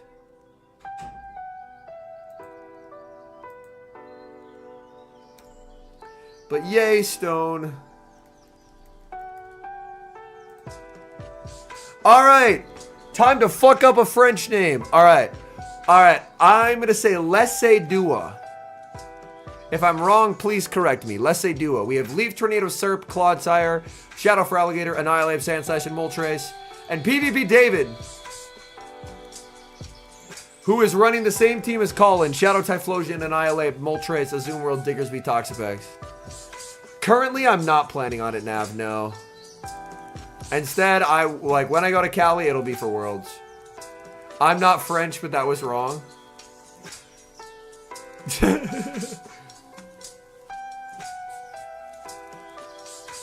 Oh, Laissez Dua? Okay. Laissez Dua. Laissez Dua. Okay. I'm a clueless American, chat. I'm trying my best. I'm trying my best. Yeah, I'm trying my best and I'm failing, but I'm trying my best. I'm curious to know if David is actually running the ape that can beat Claude. Alright, Laissez Dua versus PvP David. Earthquake. But I think as Claude, you're kind of just comfortable letting everything go. Because this is the least damage it's ever going to do. So.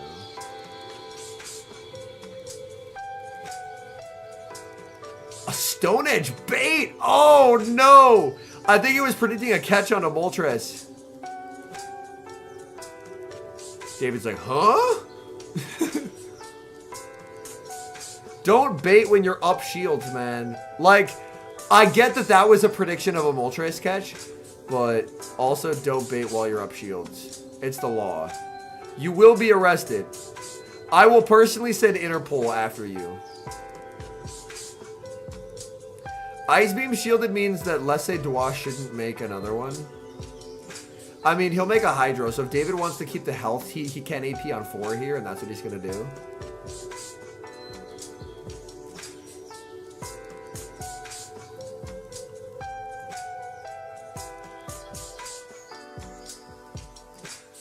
Moltres versus Moltres. Michigan beat Ohio State. Yeah, so winners semis, they have a bunch of different groups, Chlorine. So this is just a later group.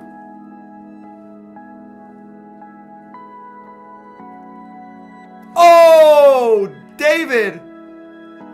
Let him cook.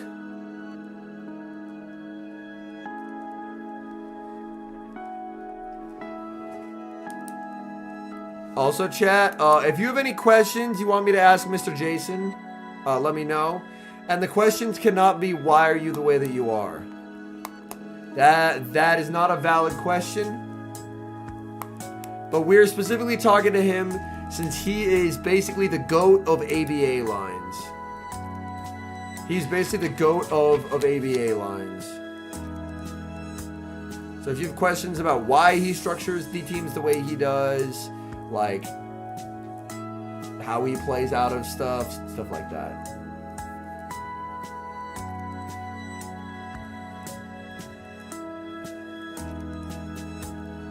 All right, David takes game number 1.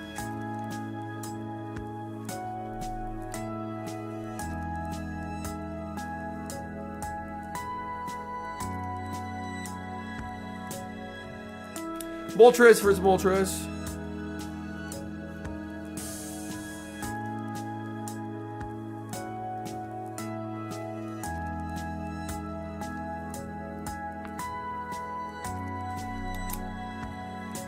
Trading Ancient Powers.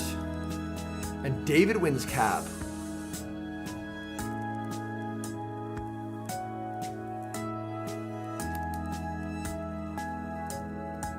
Ooh, Annihilate safe switch. Yo, this is pretty wicked, low-key.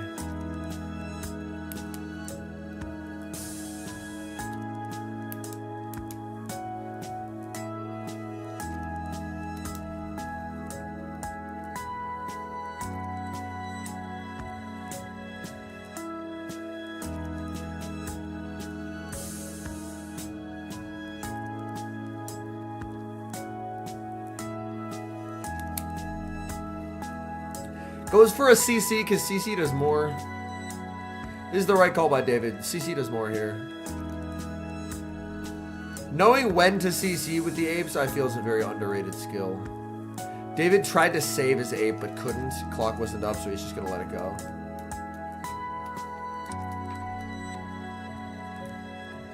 Well, the order that he ran it in was actually Dugong Ape Basti for most of it.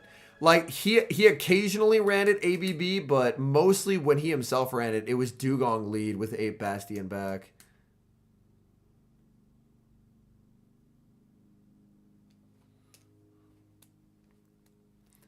I really like leading Primeape into that team. I still see it periodically in GBL. It's very fun to lead Primeape into that team. It's a very enjoyable experience for me and for no one else.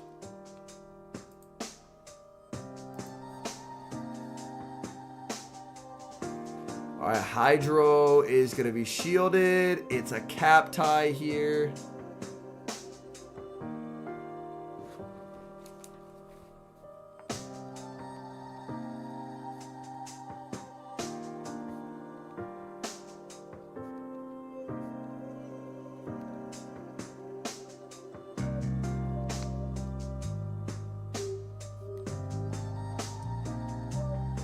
Awesome. Got some good questions written down. And I'll also be chatting to some other people who are, let's just say, well known for the styles of lines that they create.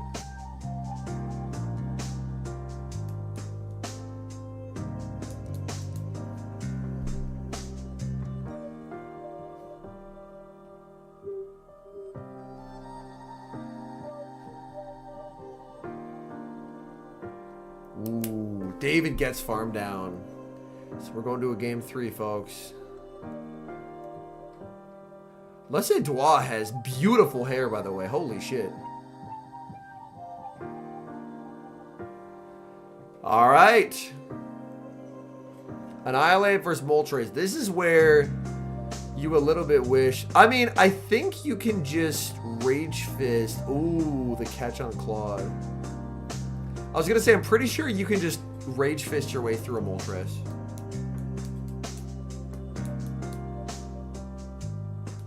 Yo, have a good one. Appreciate you stopping in, and have a wonderful rest of your weekend, and have fun setting up the tree.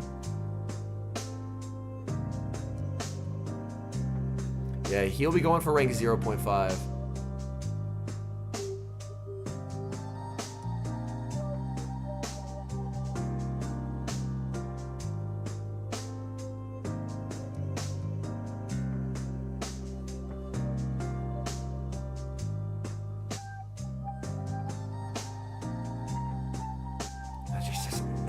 Oh my goodness.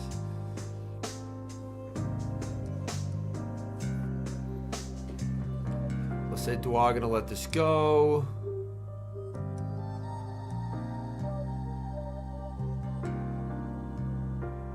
In comes the Feraligatr. Feraligatr wants the farm down, but no! 1 HP Azumarill makes the player up, and that's painful.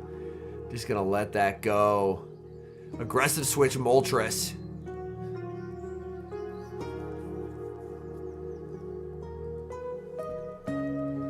The shield. And now it'll be Moltres versus Moltres.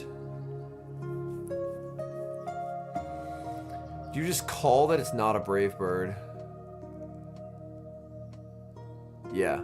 That's the right play to make. A boost! Oh, Lord. I mean, Sucker Punches still won't do a lot, but a boost is kind of painful. Because you still have Annihilate as your main source of fast move pressure, right? So as long as you can still get the AP and you can, yeah, you just want to try and get shields.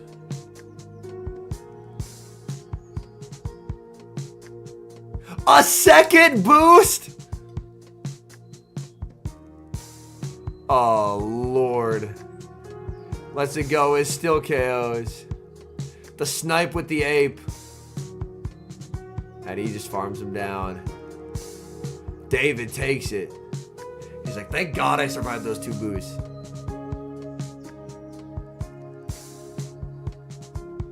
Oh, we went too far. We went too far. Pablo Dinas. I feel bad that Pablo's legacy is just getting 0-6'd by Inadequates in Utrecht. Oh, Dragonite into Serb is brutal. We got to see another Pablo regional win. So that way people will think of other things. Let's say Dua means the Swedish in French. Yo, that's funny.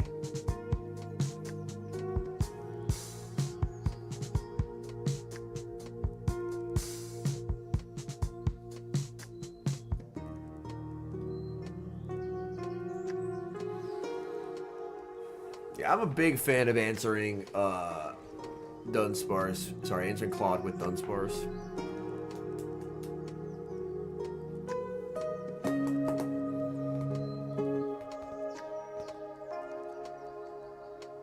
Does get the Quake, but it doesn't KO.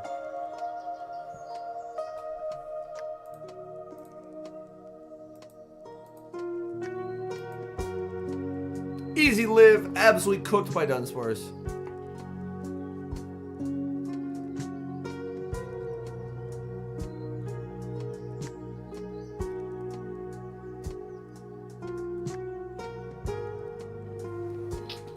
Yeah, Dragonite can just run over this team now.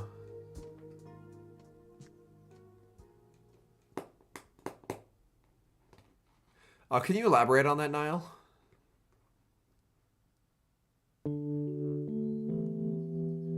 He's pretty low on Dragonite, but he should still be winning.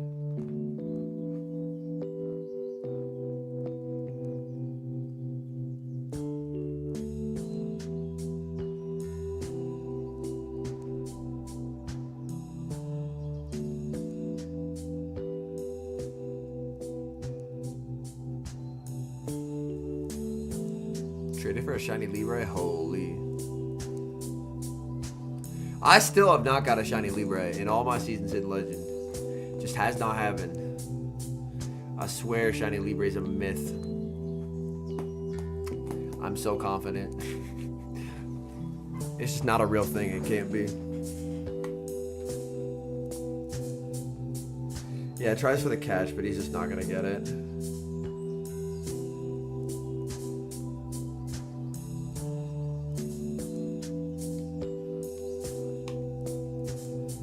Oh, yeah, you have to bring 6 Mons from your actual account.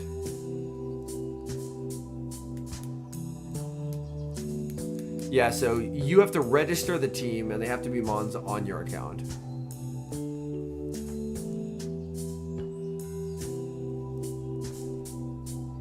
And then you keep the team and the movesets for the whole tournament.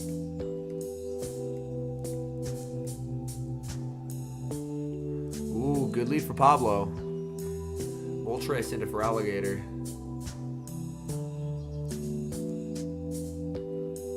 Again, every Gator hydros, but you just have to respect it. Because the one time you don't, you're going to get smacked. The Claude. He gave that Claude a huge energy lead. Like, I get that he's storing a bunch of Moltres energy, but I dislike how severe of an energy lead this was given.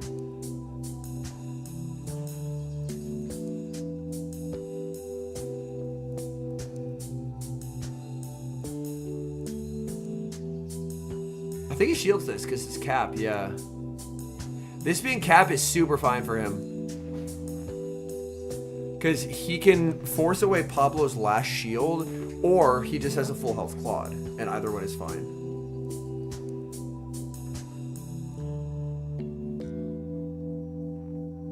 He's going to get himself as low as possible before throwing this. And yeah, Snork's fine. Just let this go.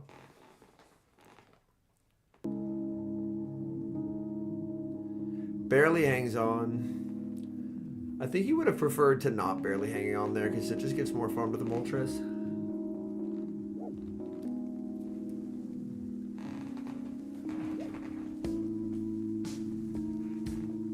Oh, Pablo alignment.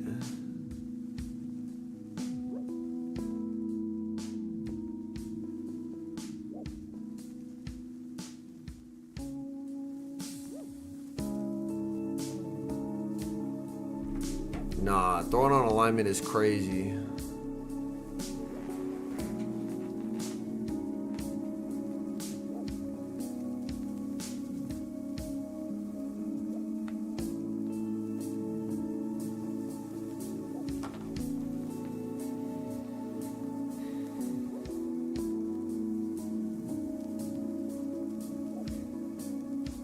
Gator with a shield. Gator with a shield.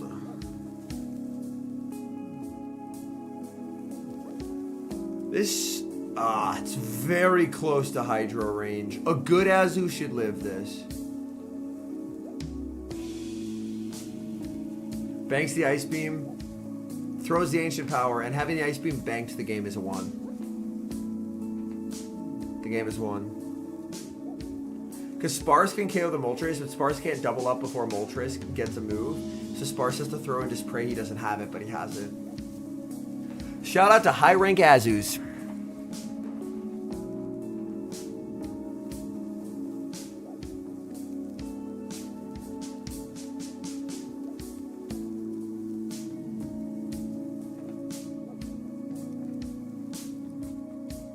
All right, Pablo wins.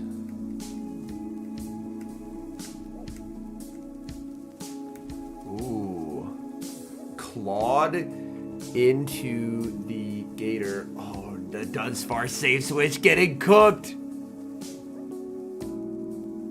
In comes the Serp. Like, I get the idea of the line. You're trying to let Gator sweep, but I don't think Gator is sweeping, if I'm being very transparent. I don't think it's happening.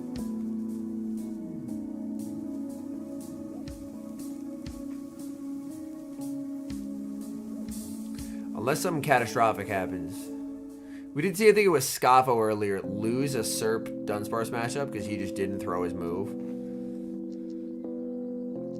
So we're going to throw a move, right? Just cap time here. Yay, we threw a move. Terrific.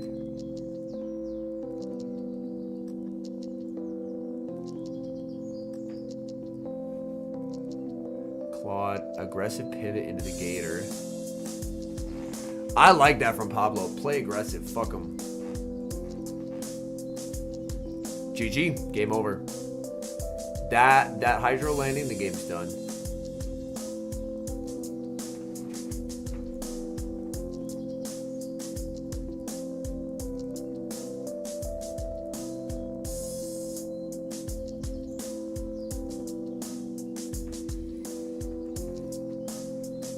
Yeah, this shouldn't be winnable for Snorak now.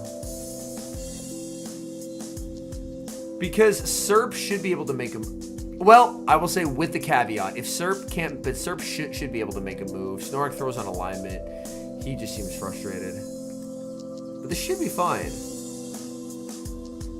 Like, there's still Claude, but Serp should make a move versus Gator. Because Serp has some residual. But yeah, like, Snorlax could, like, catch back.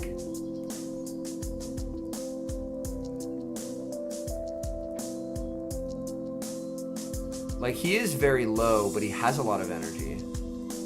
But he has to be very mindful of a catch.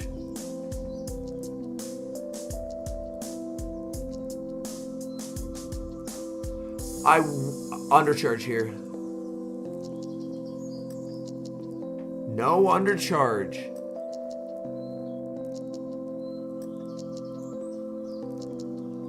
But this just gives Gator farm. I think not undercharging might actually cost him this game. Because he's going to get this farm down. Oh, that's so much energy. How close is he to a move? Oh, no, he's still good. He's still good. He's still good. He's still good.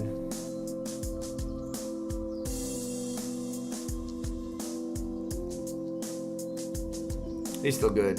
He could have made that a lot more comfortable because the Claude had basically no energy. He could have made that more comfortable with an undercharge on an Ice Beam or just a slight overfarm. But either way, it was basically just winning. Let's go, Pablo.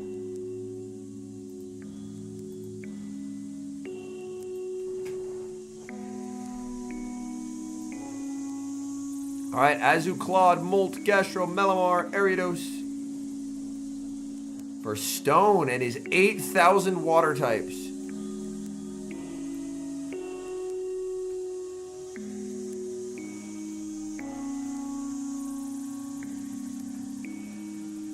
Oh, Lord. Ariados looks hellish here. Ariados looks hellish. I don't know if he's going to keep getting away with it. What does he do against Ariados, man? Gastro into Gastro. He's just running triple water. Dugong save switch.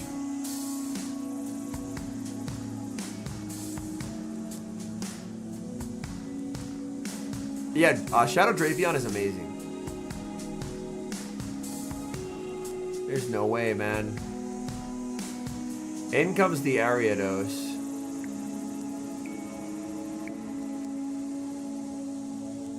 Over Trailblaze. Stone. Gonna let that through. He knows it won't knock out. And he can start going for debuffs now.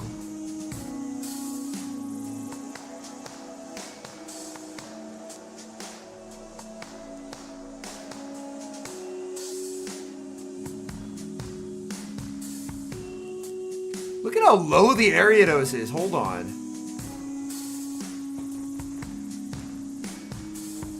Look at how low the Ariados is. Yeah, it's not getting a move unless it gets DRE here. Doesn't get DRE. And this is just fine for Stone. Oh my god.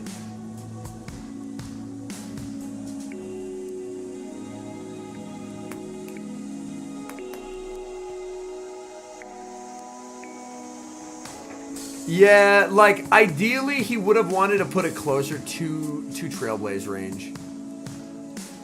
Like, he would want to put it closer to Trailblaze range, because he got almost no value out of the Ariados. We've seen Flames fan, you clearly have never battled against Martine before. Martine gets DRE all the time. EU players can get it. EU players can get it. Ariados lead, just hard pivot drift. And then your goal is basically just to try and get energy lead on either Wiggles or Gastro later in the game to basically farm it. Like, Gastro can farm it down if shields are up. So you're basically just hard pivoting your hard answer and then just trying to get and just trying to keep shields up so that way you can handle it with Gastro. Or getting it low by chipping it with a Swift.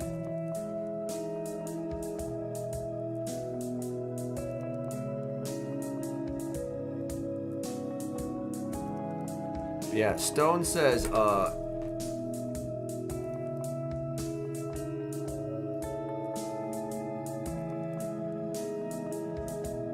This is a health disparity that, I mean, you just can't come back from this. There is no recovery. There's no recovery. There's no recovery. Let's go. Defense IVs or HP? Ideally, a lot of the time, you just want to try for good stat product in general, which will be a mix of both. But yeah, a lot of the times, just checking the matchups versus rank 1s on PV Poke is very helpful. And now they have info for next game, Deadstones, Azu wins cap.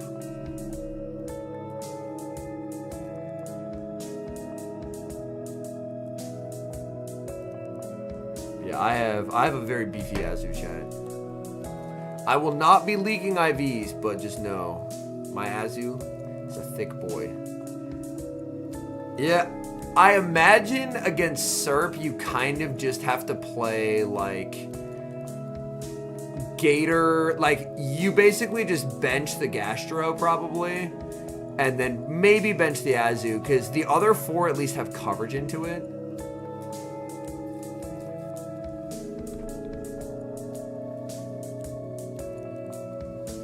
I'm curious what rank a 0, 15, 8 is. Or 15, 8. Okay, it's a rank 65. All I will say about my Azu is I have a much higher rank than that. I have a very fat Azu. I have a very fat Azu.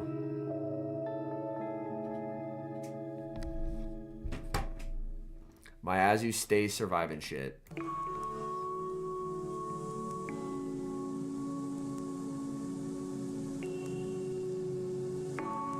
Claude versus Claude. Oh, but he doesn't have Quake!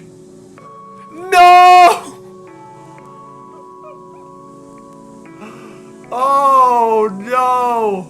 I was like, this is fine. Oh, shit. Stone is the fucker who doesn't have Quake on his Claude. So that's like the worst possible. Does it live the third player off in the mirror? Let's find out. Does someone want to send me a battle? Or at least I can send someone a battle. Someone who has a good Azu. I will send a battle, and then I will find out in real time if I live the third player off. My guess is I don't live the third player off. I have a very good Azu, but I don't have a rank 1. And I'm pretty sure only rank 1 does that. Who is on my friends list and has a good Azu? We will literally just battle in the background here.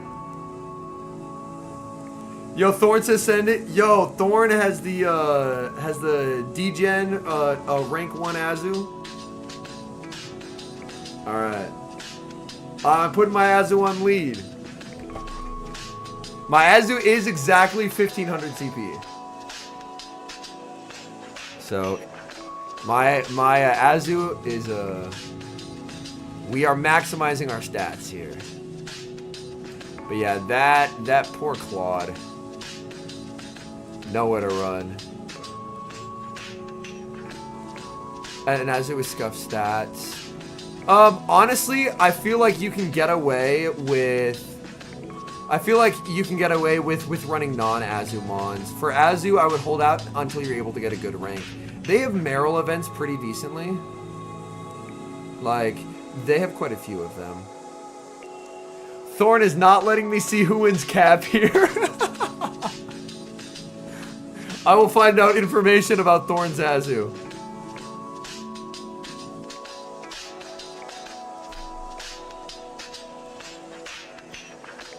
Yeah, he's trying like hell, but...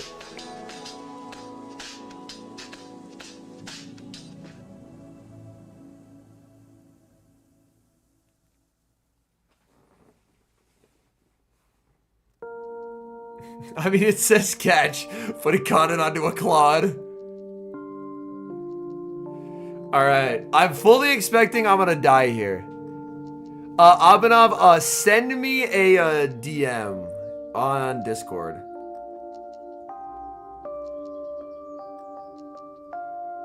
I won cap over Thorn. I won cap over Thorn.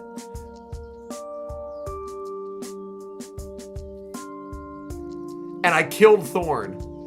Alright, interesting. Interesting information. Interesting information. So Thorn also doesn't have... He says, okay, yeah, your Azu sucks. What do you mean my Azu sucks? It's very, very high rank.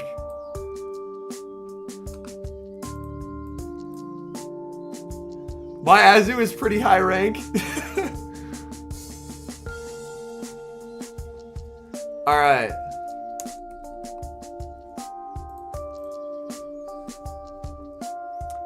I think my Azu's a very good boy.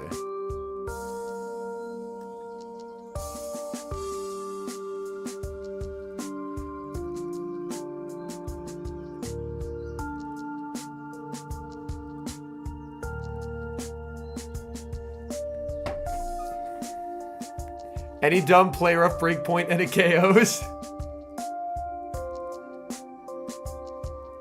Yo, he makes it. I mean, that game was over for a very long time.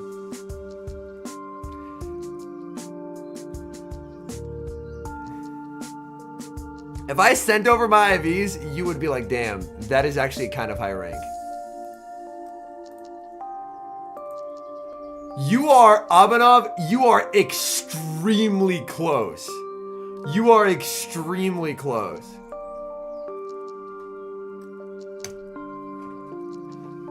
I sent it over. You are very, very close.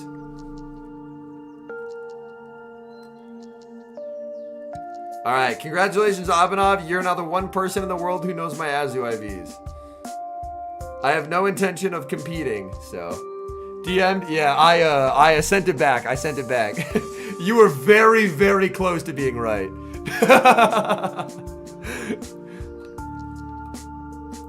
Alright, with great power comes great responsibility. Unfortunately, knowing my Azu IVs does not give you any advantage. Because I do not compete.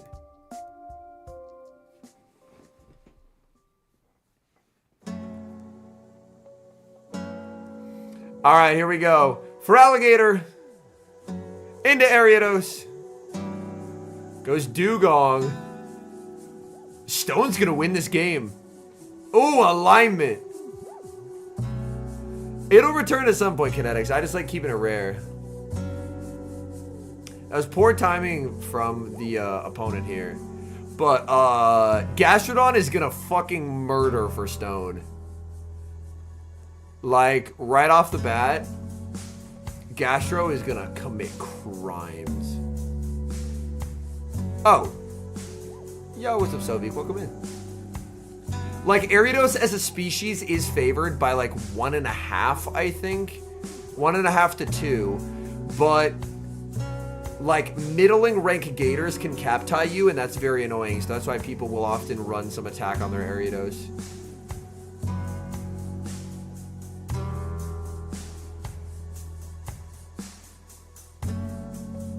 It's a nice over farm. I think he's just going to let this go.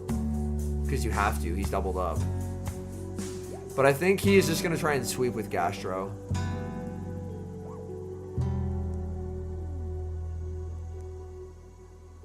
Oh, shields a debuff move. Now this is kind of swinging back. He gets debuffed. Oh, but he brings in the Gastro.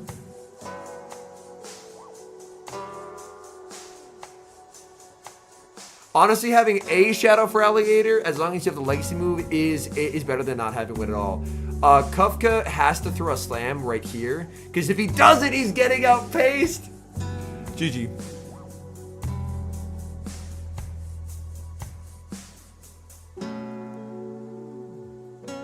I would build another Starmie before I TM'd away Unobtainable Legacy.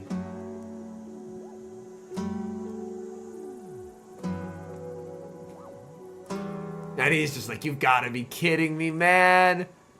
But you never expect him to be triple weak. So you expect it to be Claude or Drapion, in which case his Claude is winning. But Stone ran triple weak and just said, fuck your Ariados, and now just gets the win. He has to switch here, but he's not getting to move anyway.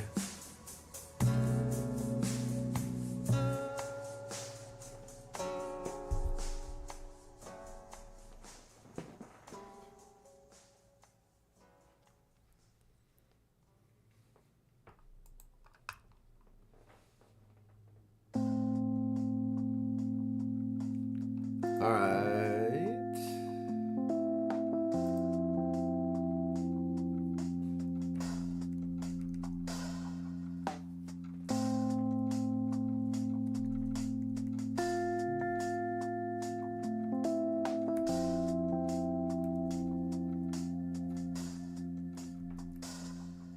All right, chatters, I will have to run because I got to go get ready for this interview. But we'll be back streaming day 2 tomorrow. So I appreciate y'all. Thank you for hanging out today. As I mentioned, we'll be back to stream day 2 tomorrow, but I got to go head to this interview. So I'm going to go work on some second channel content. All right. Thank you for hanging out. I'll see y'all later. All right. Peace.